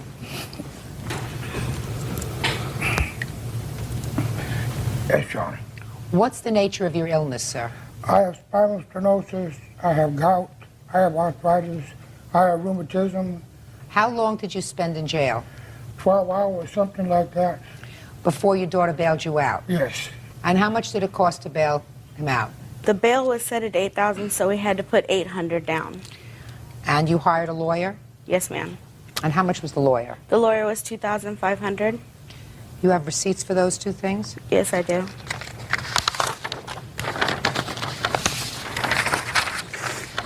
This is the bail receipt.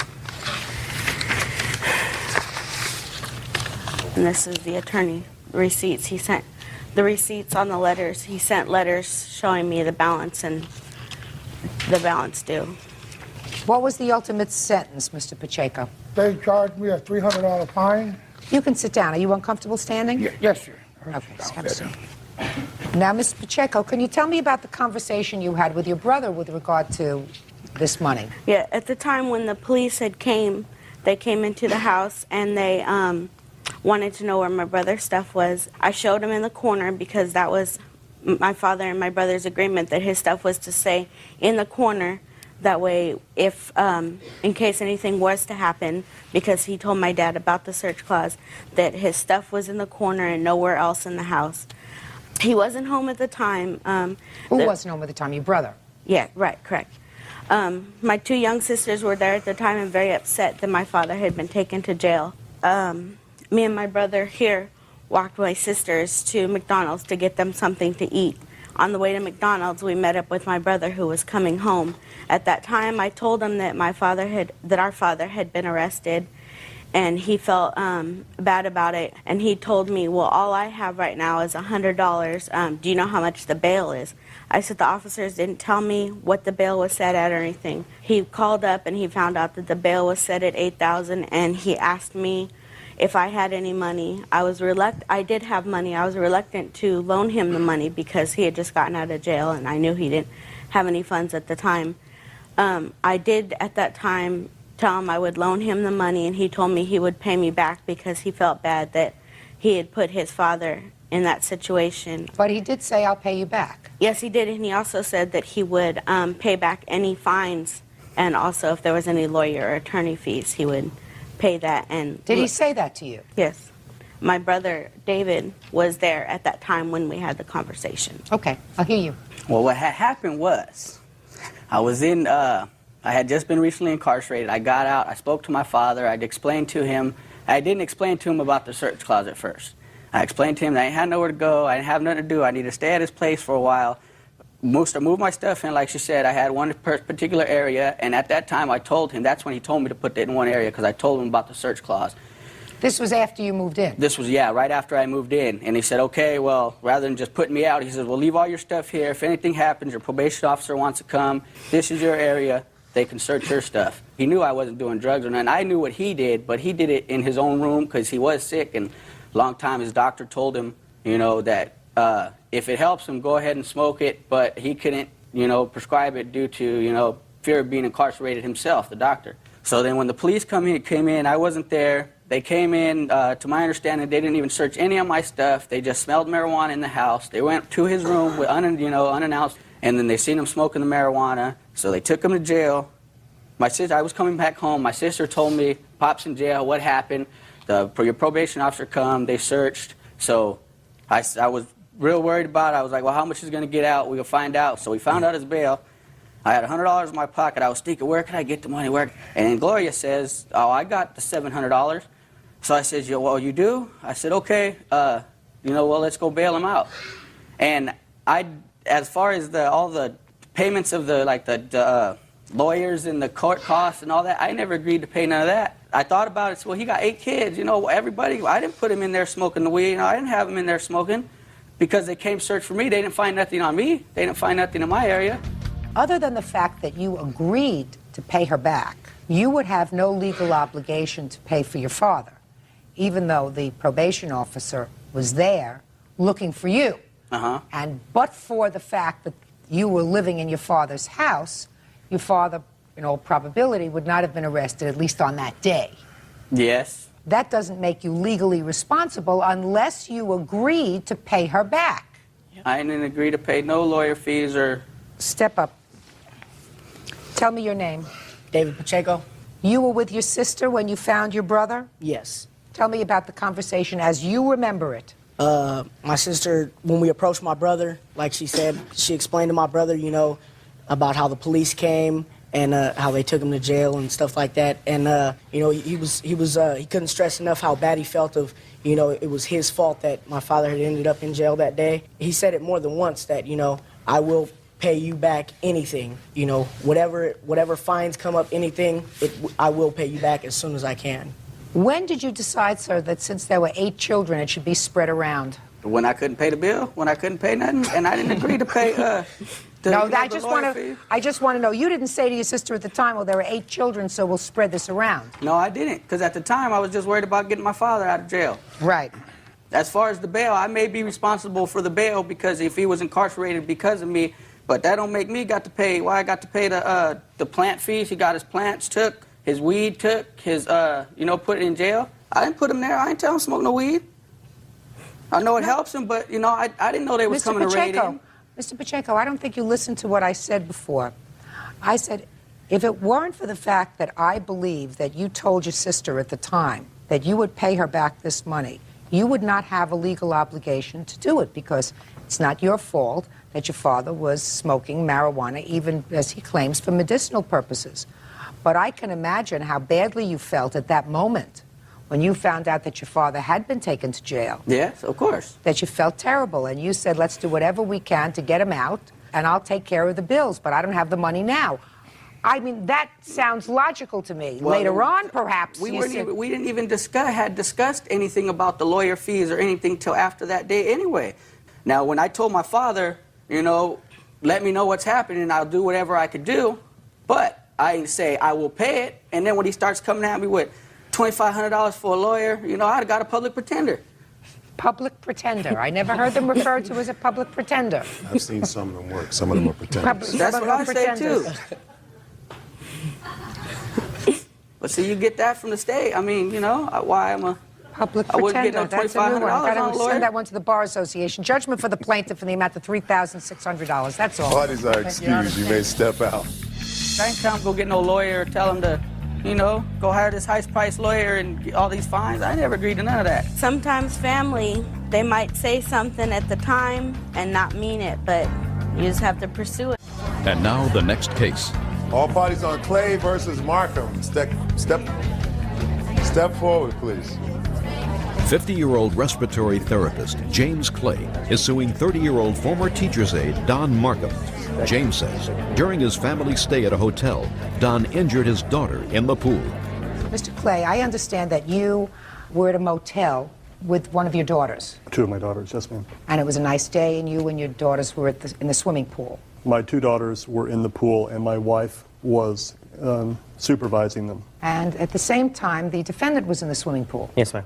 You were there with a group of people? Yes, I was there with a school group.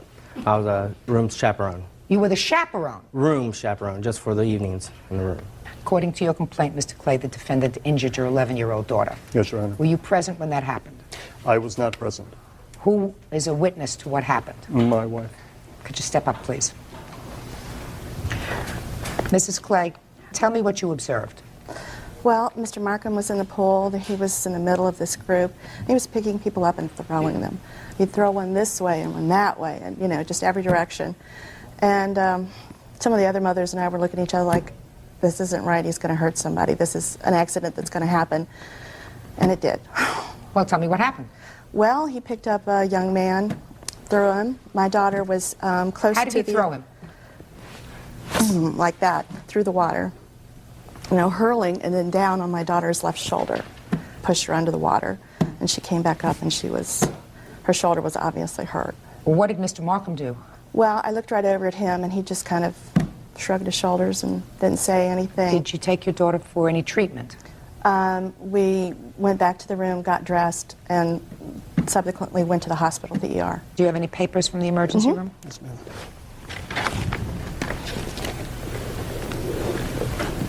Thank you.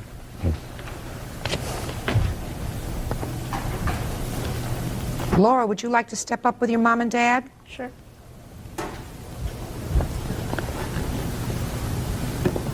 Tell me what happened when this person fell on you.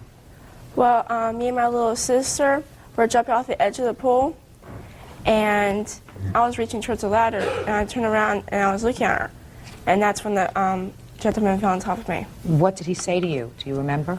Yeah, he was touching my shoulder. He kept on asking if I was okay.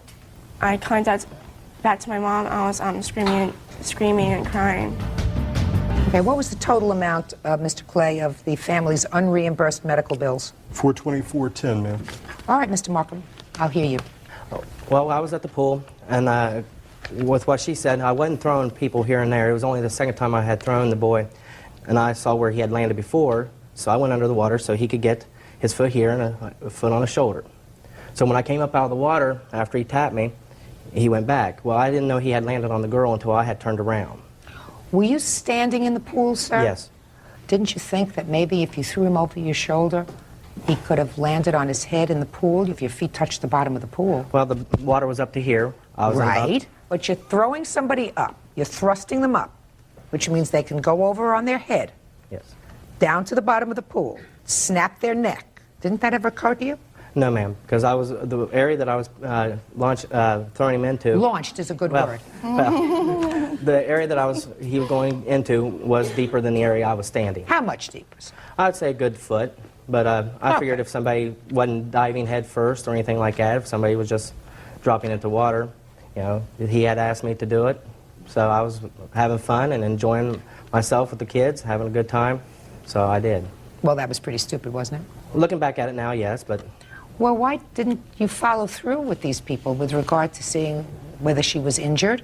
Well, after the boy had landed on her and I saw that she was injured, I did go over to her, asked her if she needed help. I told her, you know, I'm sorry about this happening. And I stood there. I was going to help her up out of the pool, and she told me, no, no, don't touch me, don't touch me. So I backed up out of the pool and just kept an eye on her until her mother came over to her. And then I watched them go out of the pool. And that was the last time I heard anything until, you know, the girl from the front desk came over to me to get my name and address to fill out the accident report. And then I didn't hear from him again until September 15th is when I got a certified letter from him. He gave me 4 days to actually get a hold of him, and he was asking for $914 at the time. He gave me 4 days to reply to him, or he said he was going to sue me in the letter. And I sent him out this copy of this letter, asking for certain information just so I can see and what and all has been done and what and all I needed to verify what was going on. Let me see the envelope, please. This is the envelope for the first time.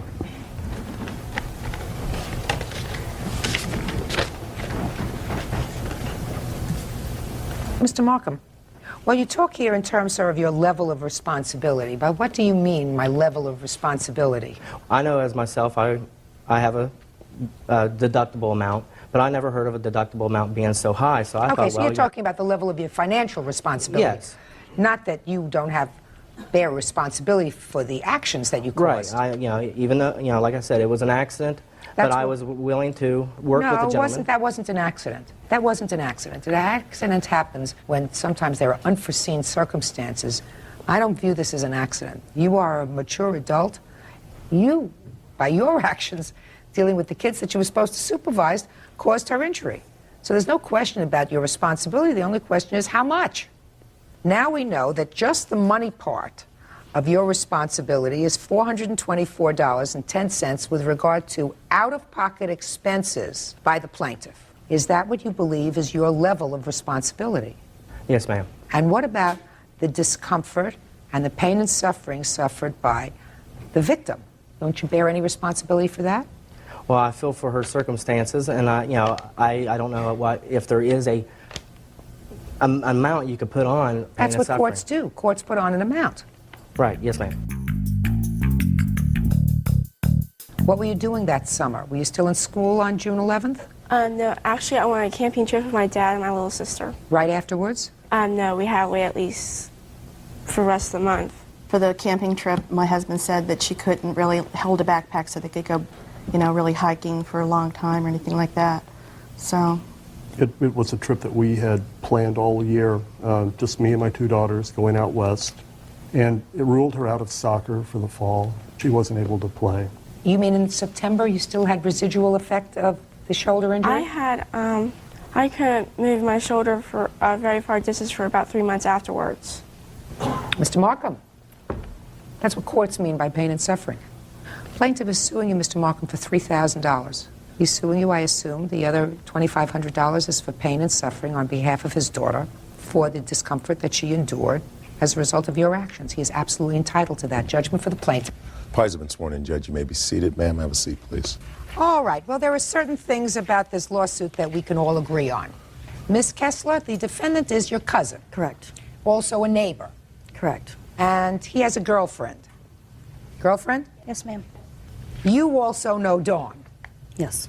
And according to what I've managed to piece together from reading these papers, you were having a conversation with Dawn. And during that conversation, you told her something about your cousin that she didn't like, and that certainly he didn't like. What did you tell her about him? That Jason was in Terre Haute on a boat, fishing and partying all weekend, Labor Day weekend, instead of being out of town working. So you told his girlfriend that he wasn't where he was supposed to be, but he was out partying when he was supposed to be employed, right? Yes. And you confronted Jason? Yes, ma'am. Step up. When did you tell Jason? While I was on the phone with Amanda, I had asked him about it. So he was at your house? Yes. Had you called Amanda, or did she call you? She had called me. While you were on the phone with her, did you call into Jason and say, Jason, tell me what you did? After she had told me Jason was sitting there, and I had asked him. Were you still on the phone with her? Yes, I was. So you're holding the phone? Yes. And what did you say to him? I had asked him, Amanda had told me that he had lost his job and that he was out drinking So I had asked him about it. And What did you say? I asked Jason if he had lost his job, and he said that he didn't lose it, that him and his partner that he was working with had walked off of the job. And I proceeded to tell him that Amanda said that they were out partying, and I had asked him about that, and he said no. Then Jason got mad and went over to confront Amanda about this. And then this is when the confrontation went into effect. Did you follow him? No, not over to Amanda's house. I was watching out of my bay window, which... So you didn't see what happened when you Not got when there? he went over to her house, no. So that you can sit down. So here we have it. You put your nose in where it didn't belong. He got mad, and you went over to her house. True. Furious. Yes. What happened when you got there? Oh, I didn't go in the home. I just was outside, and she ran into the house, and I grabbed ran the into the shovel. house? She did, Amanda. I grabbed the shovel, and I proceeded to go up to her van, and I destroyed the taillight. I hit the taillight, and I paid for a new one, got the receipt, and gave it to her. From that point, there was nothing ever said or anything about it until I got papers from her saying she wanted to serve me to go to court, saying I caused $1,900 of damage, that I beat the van with the shovel, which there is no dents on there from a shovel. It's all hail damage that were already existingly on the vehicle when they bought it. Why did you pick up a shovel, Mr. Napier? Well, I was frustrated, and I was tired of her interfering in my life and starting trouble with my family when she ruined her own life with her family. You mean you couldn't settle that with words? Well, words only lead so far. It just accumulated of her doing it to us so many times and so many incidents and so many reports. You know, I just got fed up with it and had just tried to relieve the pressure and show her what it feels like when she destroys people's property. Why, she ever destroyed your property? Yes, she has, many of times. Really? Yes. Well, tell me about that. Well, I got a report here of stating she did criminal mischief and she popped my fiance's tires in broad daylight and said that two men in a Buick pulled up and jumped out of the car and popped the tires when she was drunk, and she deliberately went over there and did that. Well, how do you know she deliberately did that? Because we saw her out of the front bay window. We told her to watch and heard the tires pop. You know, and tires make a loud noise when you stab a knife through them. Now, your defense is that, yes, you did cause damage to the car. Yes, and I knew I was at fault, and I paid for it, and I told her that I was sorry for that, you know, and I knew I did wrong, and I got papers reported to me that I needed to go to court. All right, Miss Kessler, you tell me what happened. He comes to your house, and you run inside. Okay, let's back up a little bit, Your Honor. When I was on the phone with Dawn, she advised me to call 911, that Jason was in a very big rage, so I did so quickly, ran to my master bedroom closet while he was in my house screaming that he's going to burn my house down, beat me up. I then heard the door shut, and I was on the phone with the dispatcher at the time, and I watched Jason pick up a shovel from my storm door and just rage from my hood all the way back. And there's scars and there are dents. There's scars on my windows, on my hood, all the way down where it needs to be repainted. I have a very nice looking van, and I was so frustrated and confused. The police said that they would take care of it, talked to him. He said he'd pay for the damages. So I left it at that. Well, nothing was getting done, and I saw that there was more damage, got the estimate, and wow, almost $2,000 worth of repairs. Tell me about him fixing the taillight. I had a friend over. Dawn called them over. He did not fix the taillight. Dawn gave the taillight to a friend of mine in the yard. So he purchased a taillight? Right. And then I had to pay somebody to put it on for me. You have photographs of the car? No, I do not. Why not? Well, I did. I forgot to bring them. How am I supposed to assess the damage? Well, I have two estimates here that have full explanatory of what happened. I have a police report here that has Well, let me see the reports that you have. We do have pictures, Your Honor. You have pictures? Yes. She wants the police report. And I want the police report and the estimates, and I will take a look at the defendant's photographs, please.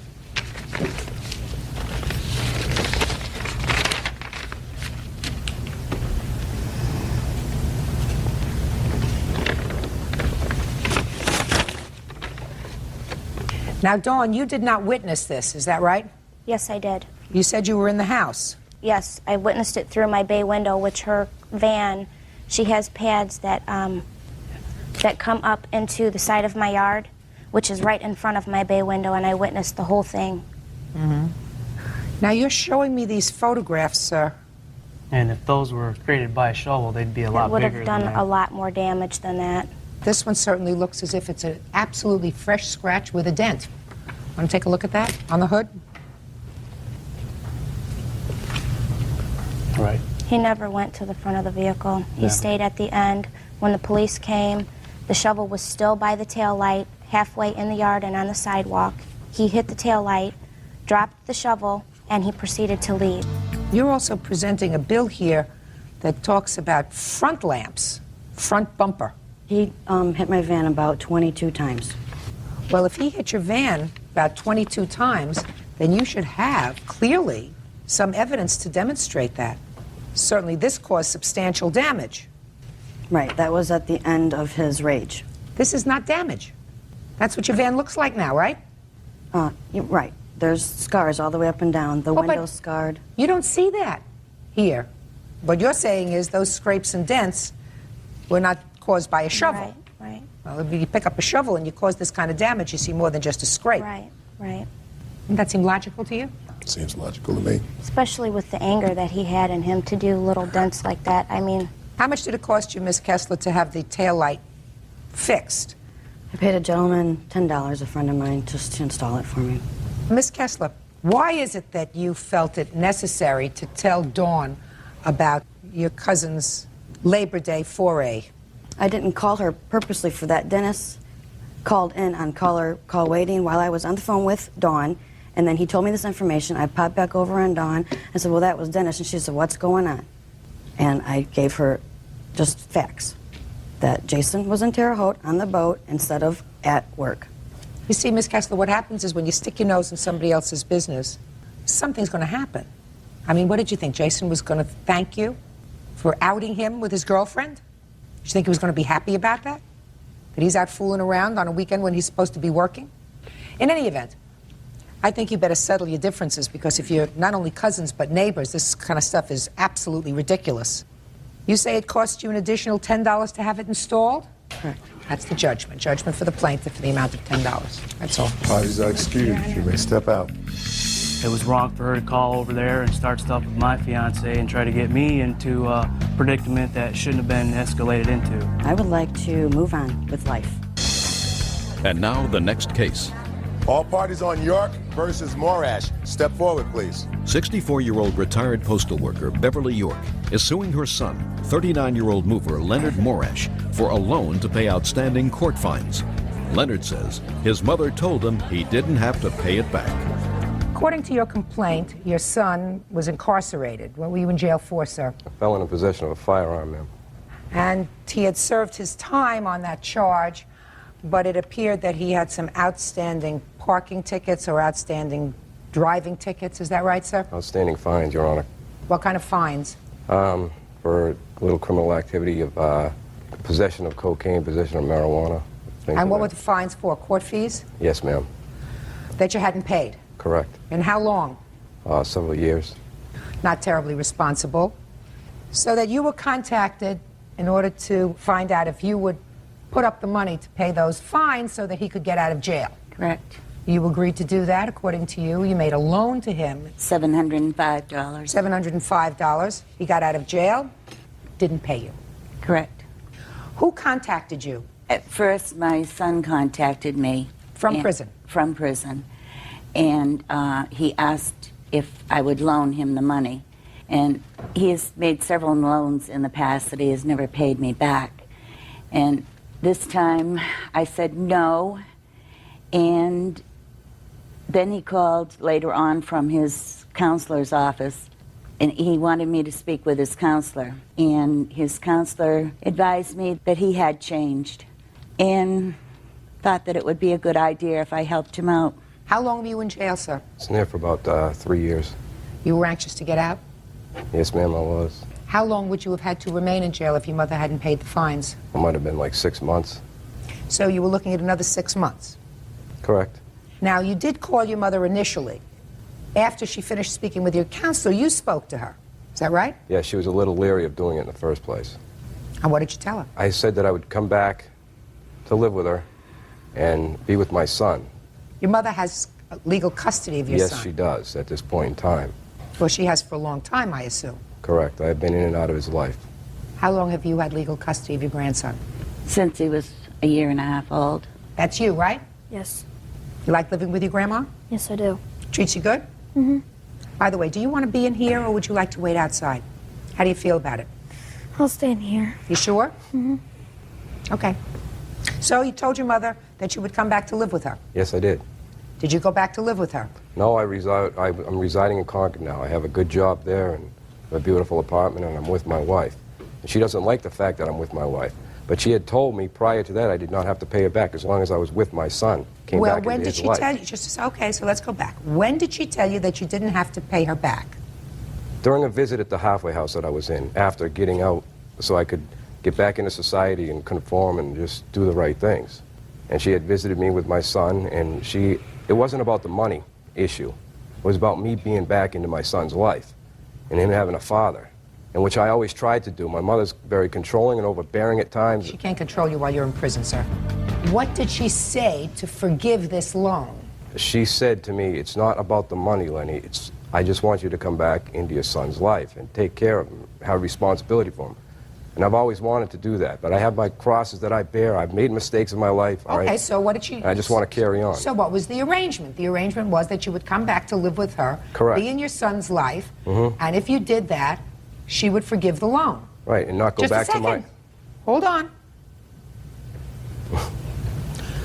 Did you go back to live with her? No, I did not, ma'am. Well, if you did not go back to live with her, sir, you still owe her the money. Now, you were married at that time? I've been married for 3 years. So instead of going and living with your mother, you went back to your wife. Correct. Well, do you think that you breached the agreement with your mother?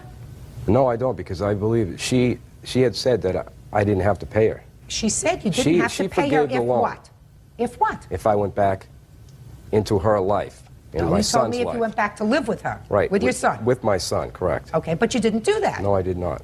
So you didn't fulfill your part of the agreement which forgave the loan. Are you following me? Yes, I am. Well, I mean, because you had a choice. Your choice was that either... I went back to live with my wife, correct. Right. And then she started haunting me on the phone and calling me all sorts of names on the phone with my son on the phone. My son's screaming and crying. She's back in the background calling me all sorts of, insidious, crazy names. And I love her. She's my mother, but I can't put up with her sometimes. Mr. Marash, Yes, ma'am. you were in prison for 3 years, so during the 3 years that you were in prison, you were, I assume, not contributing to the financial support of your son. Is that right? Correct. Now that you have a good job, how much money have you been sending to your mother to contribute to your son's support? I haven't. Why not? She hasn't asked for any. If she would let me into my son's life, Just a minute. this is my flesh and blood. I thought blood was thicker than water. Now it's Why don't you see if this young man wants to step outside while we finish this discussion? Okay. Okay? Sure. Look at my son here for a second. Sure.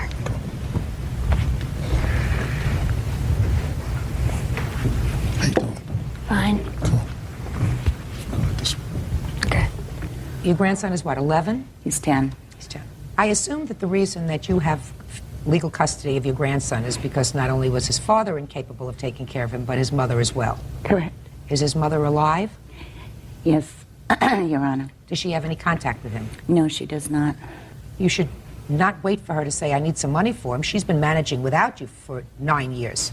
You should say, now I have a good job and I want to become an active member of society and fulfill my responsibilities. So for my good job, I'm going to send you $100 a week, $200 a week. I'm going to try to make up for what I haven't sent you over 9 years.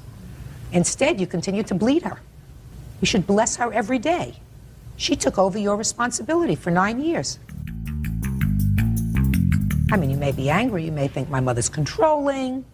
She sets the times that I can see my son. She wants me to only see him at her house. All of those things. Does that sound familiar to you? something like that. I would too. She's right to say to you, you'll see him on my terms until I'm sure that you're going to be a positive influence in his life. You're not going to be here today and gone tomorrow. Yeah, but I also understand that a father should be in his son's life irregardless of mistakes or, things. That's the way it should be. Well, who I have a said lot. that? I Where have is a that lot written? to offer him. What do you have to offer him? Friendship, love, companion, being his father. Fathering a child takes a second. That doesn't make you a parent. She's his parent. Mother and father. You weren't there when he had the measles, the mumps, the chicken pox if he had, when he had strep throat, when he had an upset stomach, when he had to do his homework, when he had problems with a classmate, when somebody made him feel badly in school because his father was in jail. You weren't there. She was. You have to prove yourself to not only your son, but to your mother as well. And you're going to start proving yourself by paying her what you owe her. Judgment for the plaintiff in the amount of $705. That's all. Thank you, Parties Your are Honor. excused on the calendar in the matter of Wilson versus Pierce. Parties have been sworn in, Judge. You may be seated. Folks, have seats, please. Miss Wilson, according to what I've read, you knew the defendant through a niece of yours. Yes. The defendant had 2 children, and she found herself pregnant. Yes. And had very little money. So far correct? No, ma'am. Had a lot of responsibility. Yes, ma'am. But it was financial responsibility. And a decision was made between the 2 of you that you would take the baby, right? Yes. Yes. According to you, you kept the baby for 2 years. Yes. Little girl? Yes. Raised her in your home. Yes. With the expectation that you were going to be keeping her. Yes. And then you had to register her for daycare. You notified the state that her survivor's benefits, because her father was deceased. Yes, her father's deceased. Should be transferred to you. Yes. And that when Miss Pierce found out that you had done that, she came and took the baby back. Yes. And you want to be compensated for the 2 years that you supported this child. That's what your lawsuit is about. Yes. Right? It is correct, Judge Judy. Miss Pierce, according to you, nothing could be farther from the truth. Miss Wilson did not raise this child. The child lived with you always. Yes, ma'am. Okay. Miss Wilson, during what stage of the pregnancy did you make arrangements with Miss Pierce to take the baby? At delivery. At delivery? At delivery.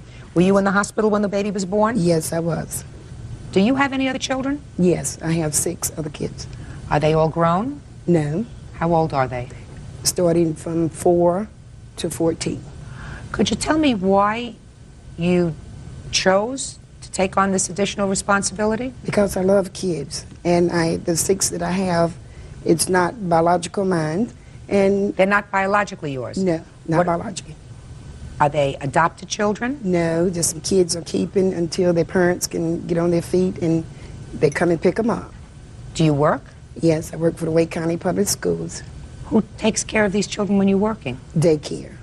Do you get any assistance from the state for them? No, because I don't have legal custody of them. And how long has the 14-year-old been with you? Oh, she was 6 weeks old. Is that you? Step up here. That's my daughter, Tabitha. Tell me your first name. Tabitha. Tabitha. Do you see your biological parents? You do? Every other week.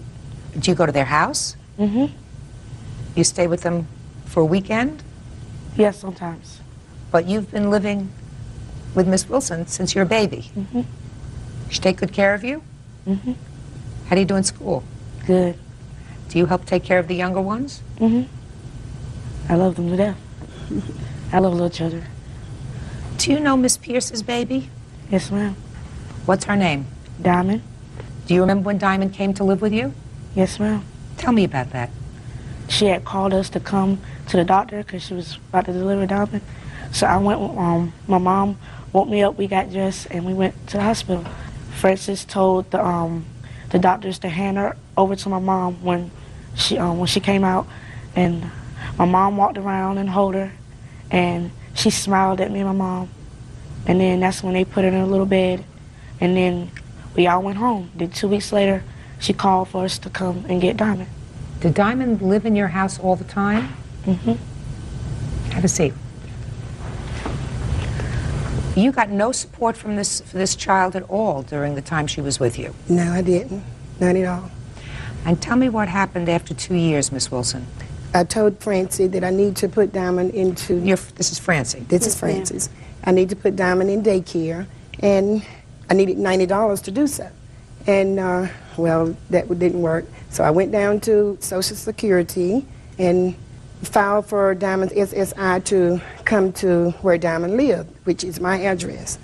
I had that done, and then I went back home. In about 2 hours, I called Frances and told her what I had done, and if she rejected, I wouldn't get it, but if she didn't, I would get it for Diamond. And she said, no, you can't, because this is what I need over here. But I said, well, Diamond don't live over there. Diamond lives here. So I'd say an hour, 2 hours, the Raleigh police come to pick her up. That was April the 28th this year, 2000. And I haven't seen her since then, but I want to see my baby. That's my daughter. I mean, she had her, and I love this baby. I want to see this baby. I want to see her. Miss Wilson, what do you do for the school system? I'm a teacher's assistant.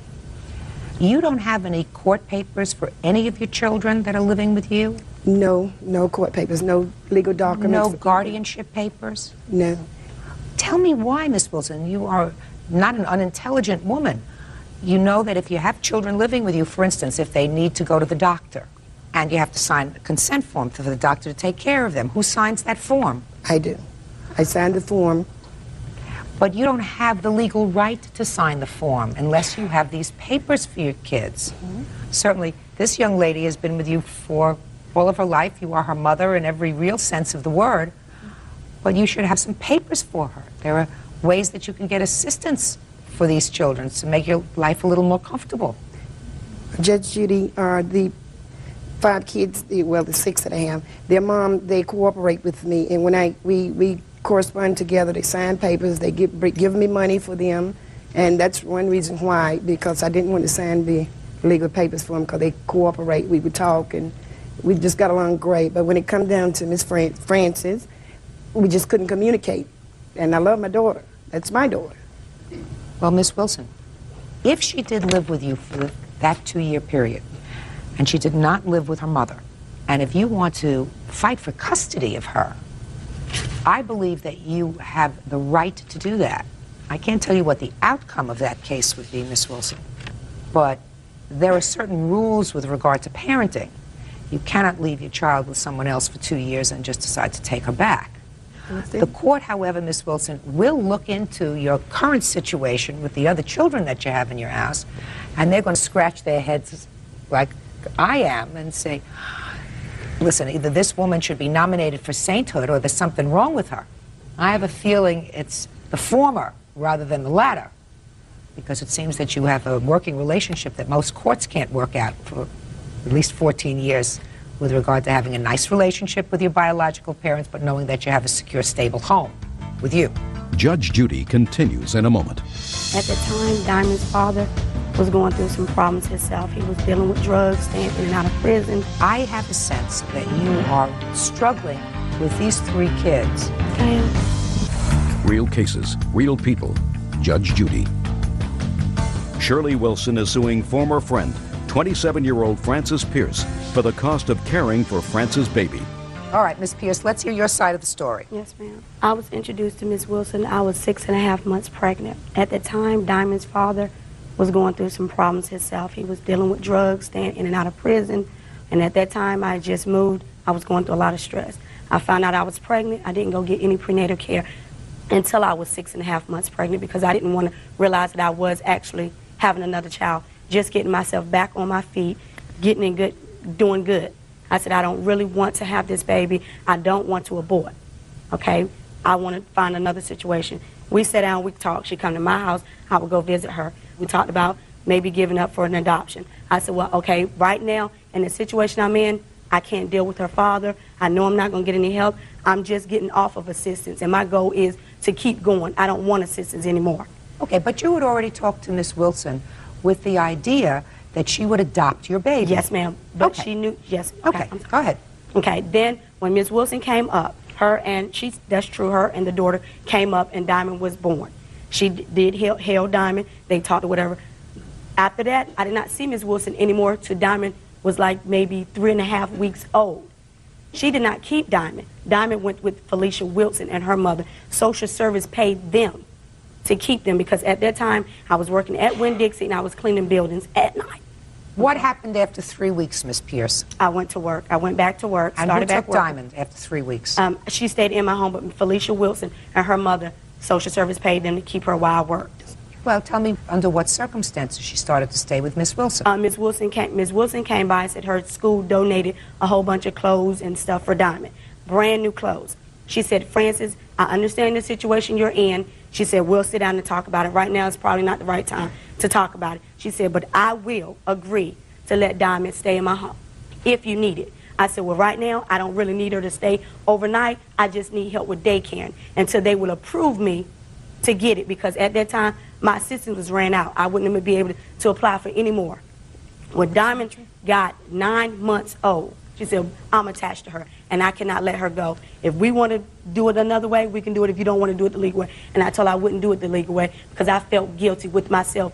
I can't give her up like that because she got sisters and brothers, and it will break their heart. When she leaves to go over there for the weekend or during the day, they run to her. They want to go with Shirley. Shirley has taken them with her, and she has babysitted my other 2 kids while I work, and I work down the street from her apartment, cleaning. She would come and get my kids. When I get off work, I would go back up the street to get them. I wouldn't apply for child care. They approved me child care for all of my kids under the agreement if I went back and got some trade in school. I did. Went to CET and graduated in medical billing. Where was Diamond living from the time she was 9 months old? Off and on between both of our houses during the weekend. She stayed with me during the week. You don't mean during the weekend? During the week, Diamond stayed in my home. If she wasn't there babysitting with them, she stayed because Ms. Wilson worked at school. She's a janitor at Wake County. She worked, so how could she keep her in her home when the other kids are in school? Okay. You have things that you want to show me? Yes, I have. When I first put Diamond in daycare, I had the daycare papers each day coming home telling me about. I also have Diamond's birth certificate. I have Diamond from birth to 2 years old in pictures. Let me see. Judge Judy, the papers she has is the papers when a kid come home from school, it's in the bag. They would say, we need Pampers, Well, we need wipes. I understand exactly what it is. I Okay. have grandchildren. And I have go the to same daycare. papers she has. Well, let me see them. I have an application for when I went. No, show me the bag. No, I don't. It's a bag. It's a book. You know, your bag pack. I understand that. Show me the stuff that came out of the bag that says you picked her up from daycare. I don't have. She ran on a van. She rode on a van. Transportation was provided for Diamond in her cubby bag. Everything wherever they say her daily. She did this today. She ate this today. We need Pampers. We need wipes. Yeah, I know that. Please send. No one had to sign for that. That was just a daily routine for them. I understand that, but she has it in her possession. Because when she would call and tell Mr. Mills, I'm coming to pick Diamond up, he would give her the whole bag with the Pampers and everything So in it. she came to pick the child. Yeah, in the evening, yes. She came to pick the child up in the evening. Yes, ma'am. After she would call me. Just a second.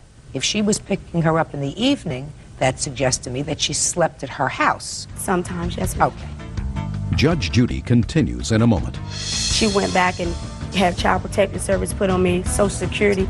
They cut my daughter's benefit. I could not afford to pay her daycare. They was not only just helping her go to daycare, they was helping my other 2 kids. Real cases, real people. Judge Judy. Shirley Wilson claims 27-year-old mother, Frances Pierce, owes her for 2 years of child care.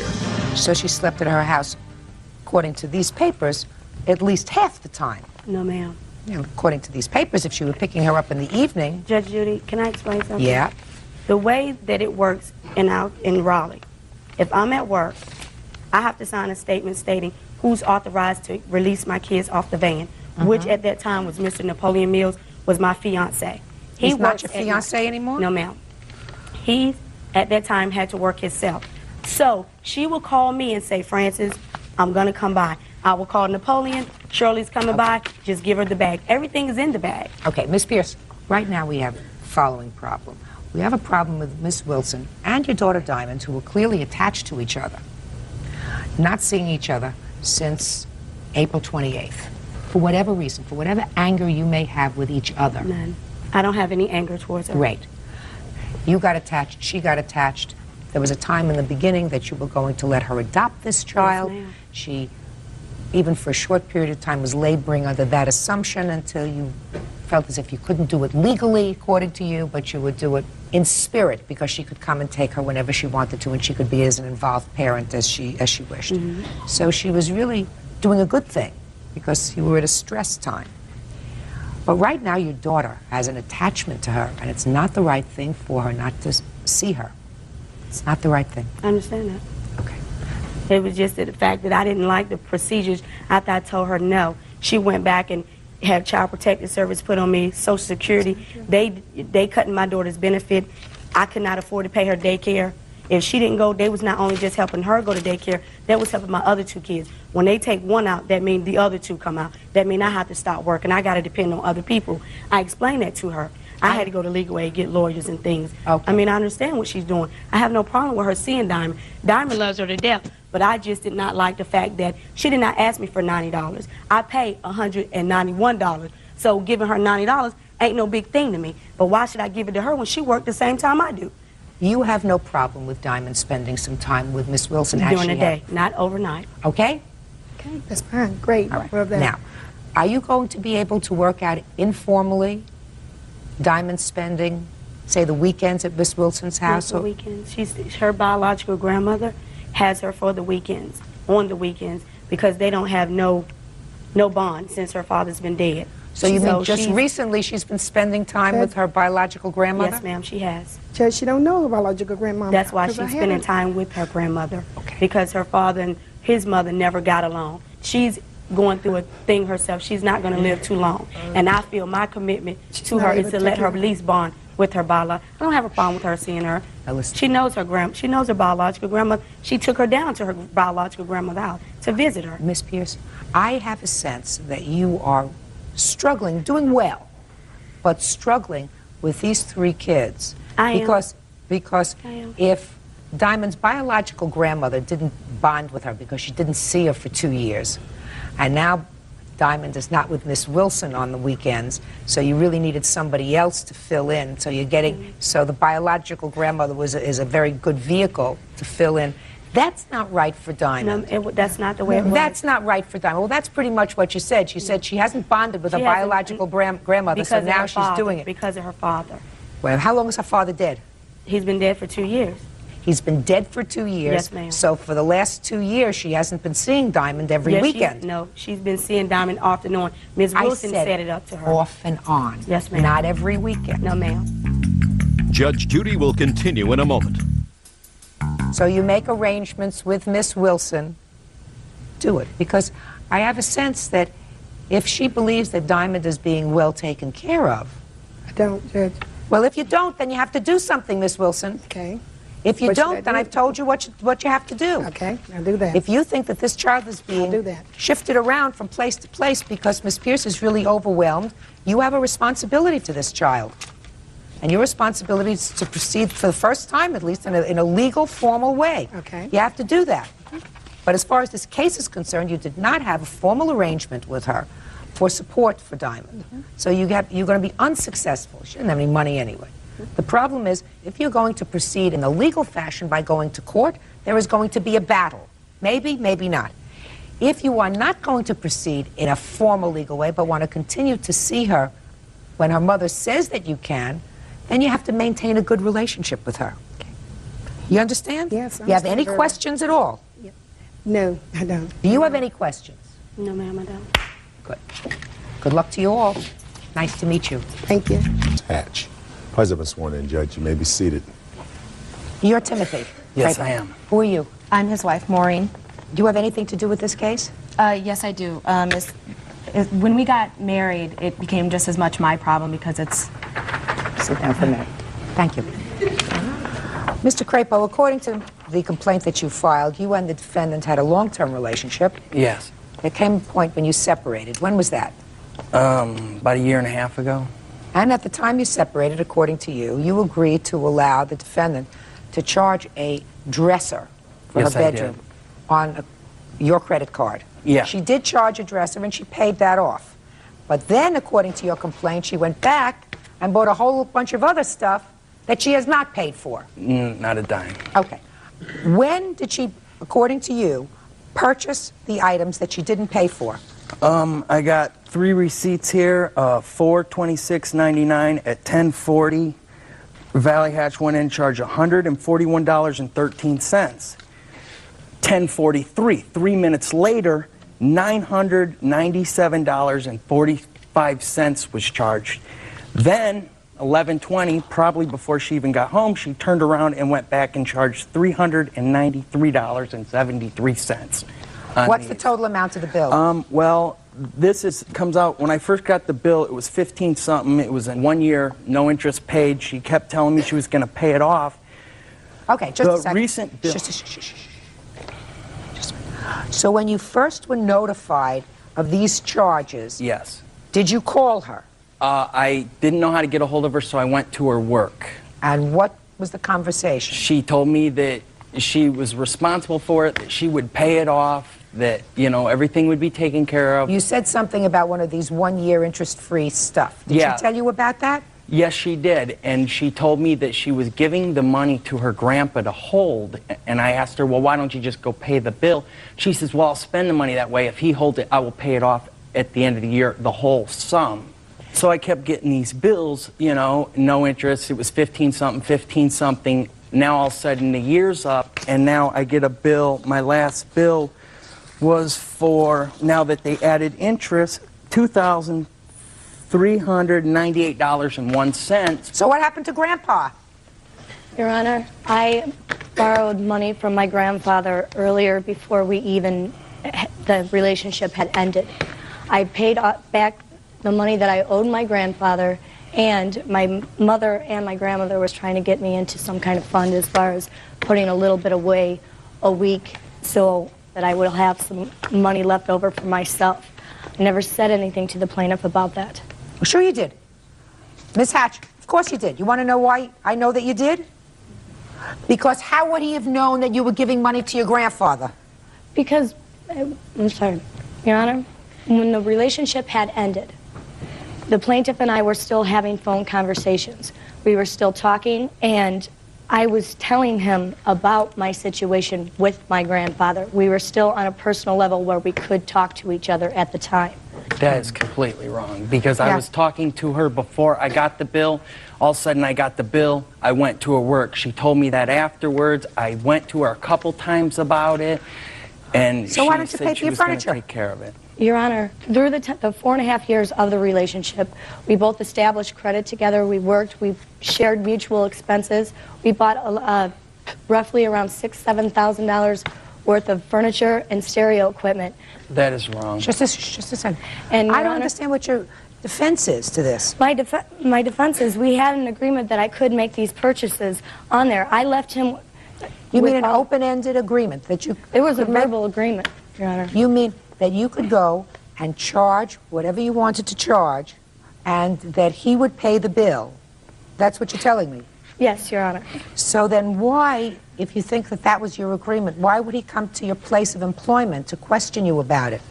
Your Honor, every time he would try to come in, I was either getting verbally harassed or physically. That's not what I asked you, Miss Hatch. Don't try to think of an answer while making something else up. No. He came to your place of employment when he got this bill.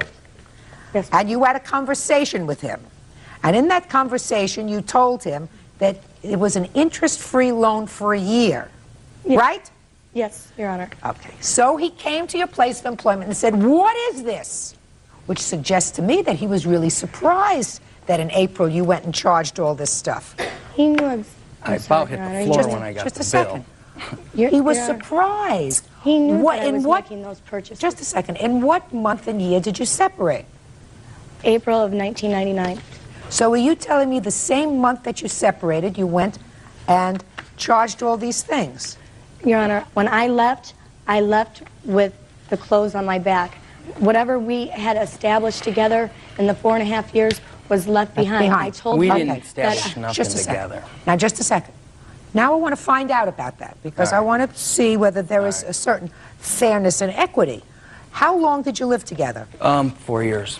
She lived with me about 2 years with my mom, and then we moved out the last 2 years. The last 2 years, our relationship wasn't that good. She moved out a few times back. Just a second.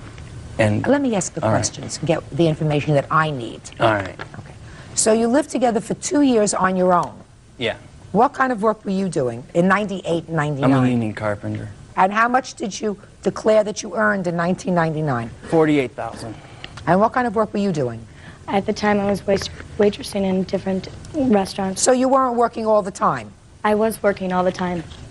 Yes, Your Honor, I was. And how much did you declare that you earned in 1999? Well, on my W-2s that they send to you and then tell you that how much you made for the year, on my W-2 forms it only said that I had made not even $5,000.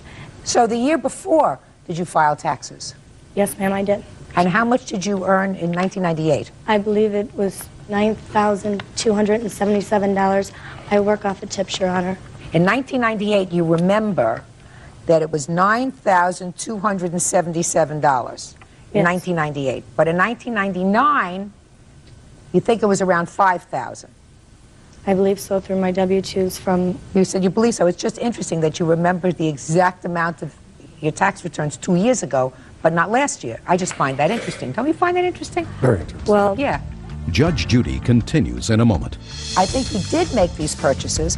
Then I think you went and got married and you said, hell with him, let him deal with it. May I say something, Your Honor? Sure. Make sure you don't get yourself into any deeper hole than you already are. And later today, It was late at night. I had crashed on the couch. Is that because you've been drinking? I had some to drink earlier that evening, yes. He was intoxicated. real cases, real people. Judge Judy. Timothy Crapo says ex-girlfriend Valley Hatch owes for unpaid charges for furniture. Valley says there was no agreement to pay back the money. Okay. What was the rent on the apartment where you lived? I paid all the rent and paid all the bills the last year and a half because she claimed that she couldn't pay her credit cards off of. So I said, don't pay me, I'll pay everything. You pay off your credit cards and then you can start helping me with bills. Well, towards the end of our relationship, I loaned her $1,000 to pay off her credit cards because she wasn't saying she wasn't getting them paid off. Just 1 second, let me ask another question. Miss Hatch. Yes. How do you get to work? How do I get to work? Through my automobile. What kind of car?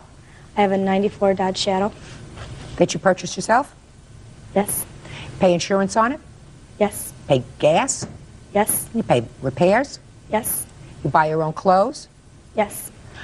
If you made $5,000 in 1999, you weren't contributing to a whole lot of furniture, stereo sets, couches, and everything else that it takes to set up an apartment, Miss Hatch. Do you understand what I'm saying to you? So it sounds to me as if the plaintiff, whatever furniture was purchased by him. Your Honor, I made tips.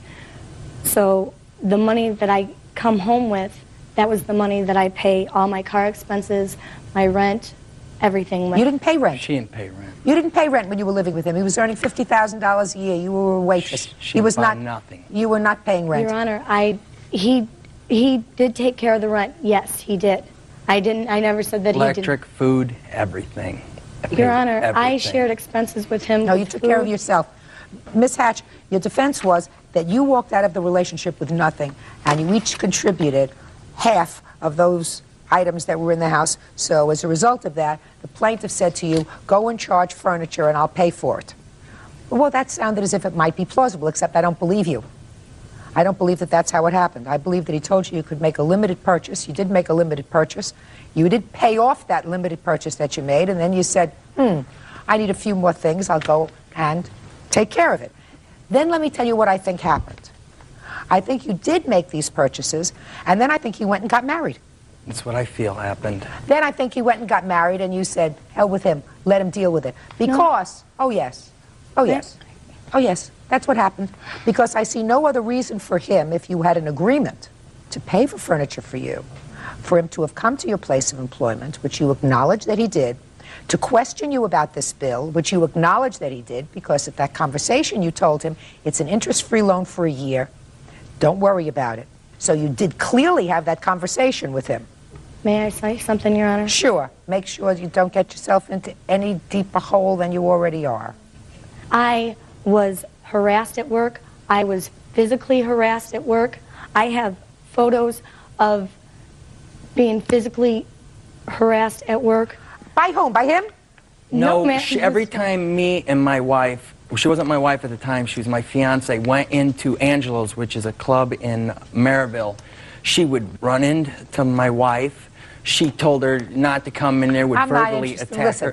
That's what she's talking about. She verbally attacked my wife. What it boiled down is she charged money. And she charged money. She charged money. She charged money. She intended to pay it.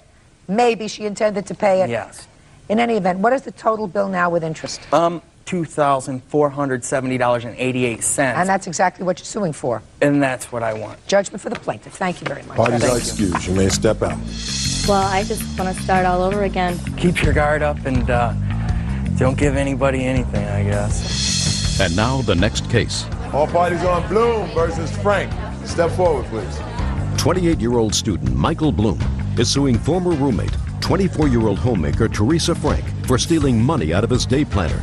Teresa is denying the charge. Mr. Bloom, it is your claim that the defendant stole $523. Want to explain to me what makes you think she took your money?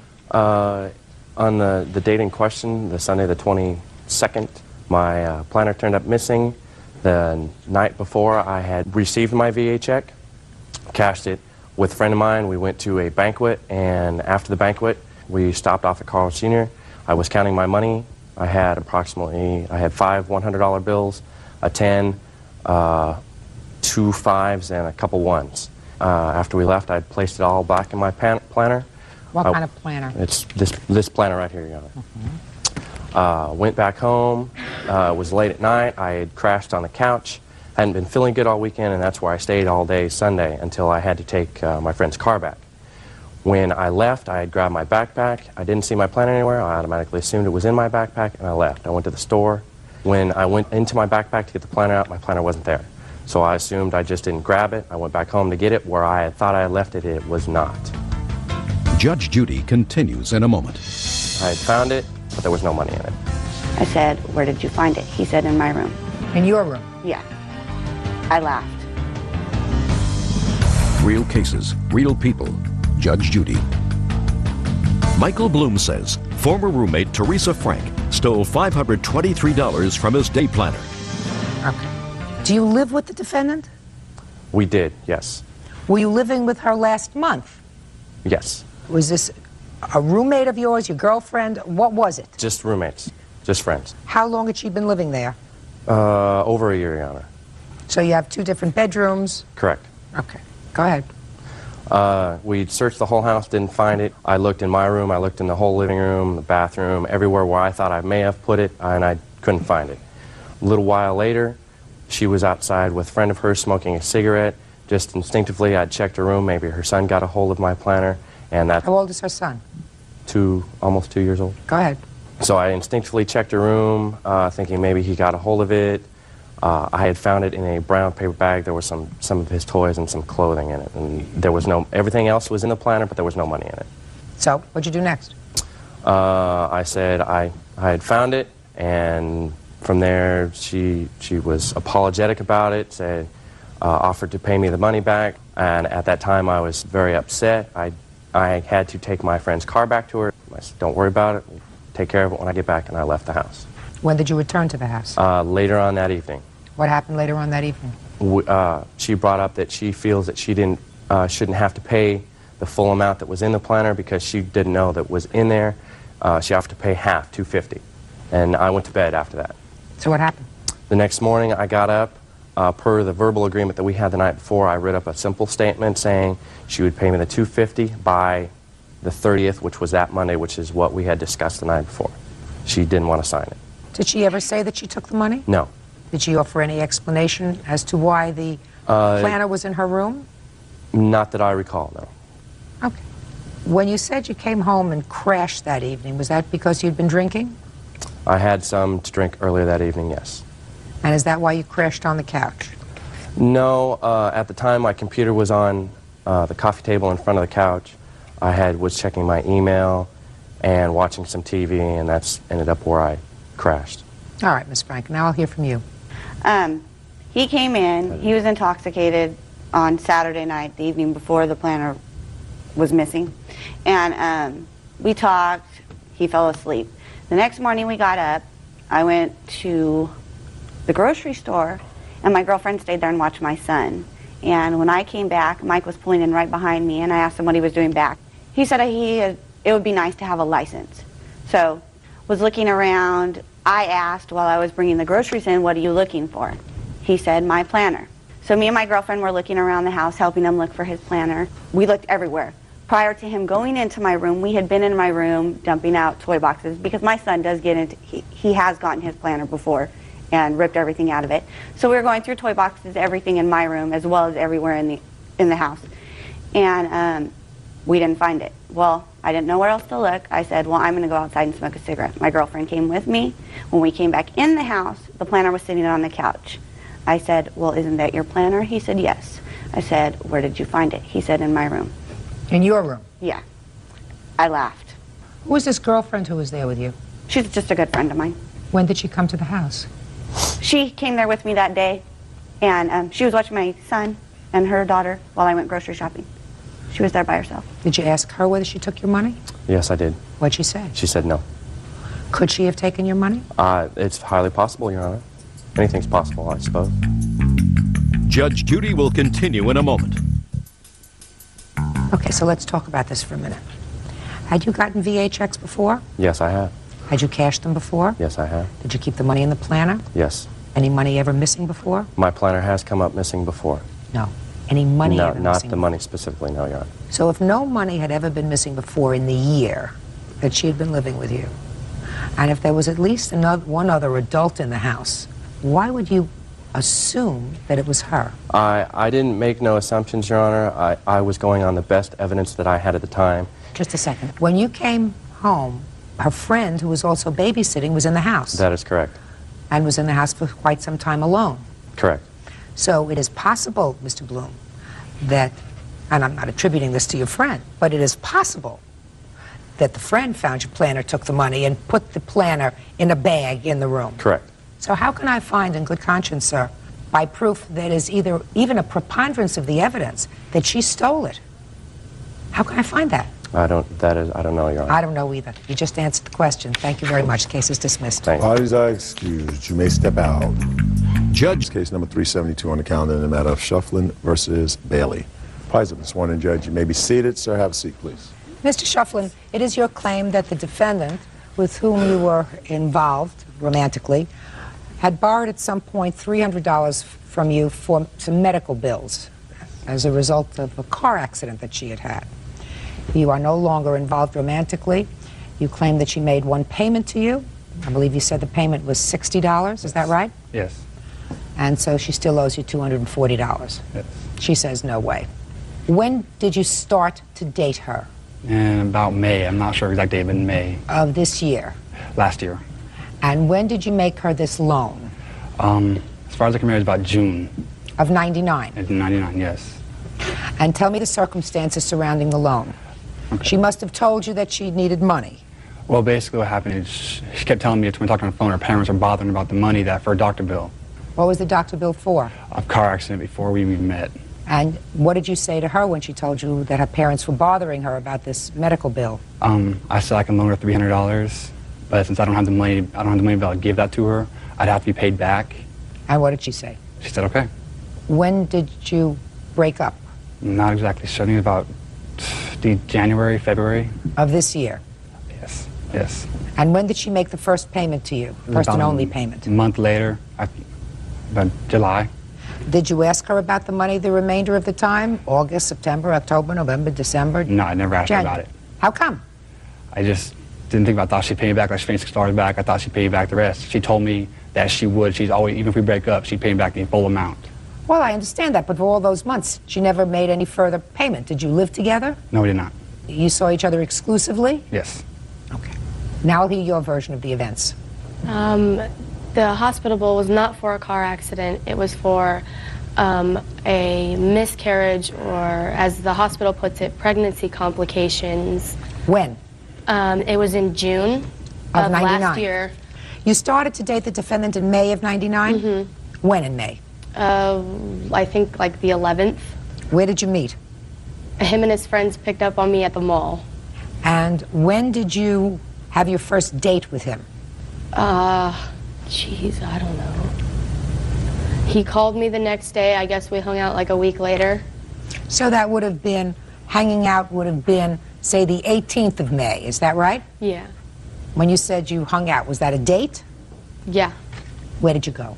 I don't remember. We went to the movies. And do you recall how much after this first movie date that you had any intimate relationship with him? Only like 2 weeks. 2 weeks after that? Yeah. All right. 2 weeks after that would have brought you to the end of May, correct? Now I'll see your paper.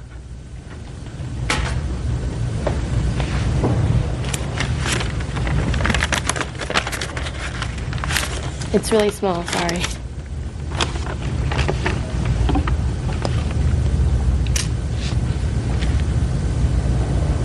When did you go into the hospital? The 23rd of July. In your reply, you said this all started in June of '99 when I became pregnant by the plaintiff. I got pregnant in June, but I was in the hospital in July because I was about 4 weeks along. Tell me about this automobile accident that you had. The automobile accident was like 2 months before I met him, like a month before I met him, something like that. Right. Tell me about it. I was on my way back from a friend's house with my best friend at the time. Her mom was driving, her sister was in the car. It was 5 o'clock traffic on a Friday night. There was a guy behind us, he wasn't paying attention, and he hit us from the back. It was like nothing. Did you see a doctor? No, I did not. Okay, so you say that this $300 that he gave you was towards the medical bill for this pregnancy that you had after you met him. Yes. Is that right? Did you tell him that? Yes, he knew. So tell me what you told him. I called him one day crying because I thought that I was pregnant and I didn't know what to do. And he said... Had you been using birth control? No. Why not? Because I was being stupid, basically. I wasn't thinking, and yes, that was wrong of me. Yes. And he said something along the lines of, well, if you are, we'll take care of it. And then I started bleeding about a week before I went into the hospital, and I ended up in the hospital at like 4:30 in the morning because I was bleeding really bad and I was cramping really bad, and my dad didn't know what was going wrong with me. And is that what you claim he gave you the $300 for? Yes, it is. And I gave him back $100, not $60. Did you show him the bills? I never saw the bills myself.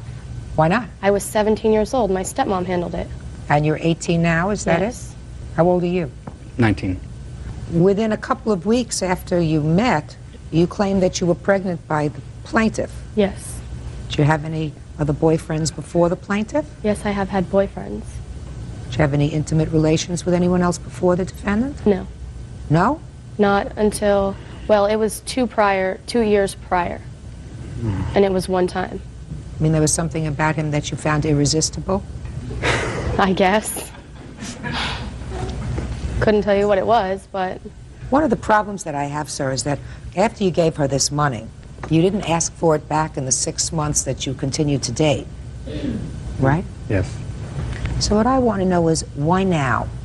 I wanted it back for a long time. I just never got around to going to the courthouse and filing the suit for it. That's basically, I wanted it. It wasn't a loan at all. It was not meant to be a loan.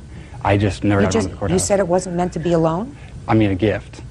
Excuse me, I'm sorry. I never gave her money for a doctor bill, and she never told me that the money I gave her was for the pregnancy of the doctor bill. If it had been for that, I will pay for that if it is for that. You know better than that.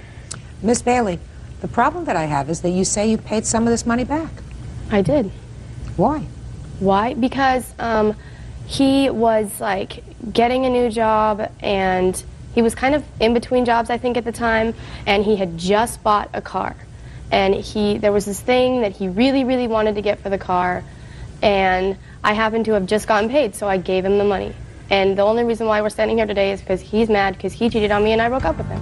Now, you say that this money was used for complications as a result of pregnancy. Yes. That doesn't necessarily mean it wasn't a gift. Just because you had a medical bill doesn't mean that he obligated himself to pay it. It's his baby. He should have to pay half of it. That's not written anywhere, madam. Where's that written? You're telling me that if this happened to you, you wouldn't think that... This wouldn't happen to me, madam. I'm smarter than that.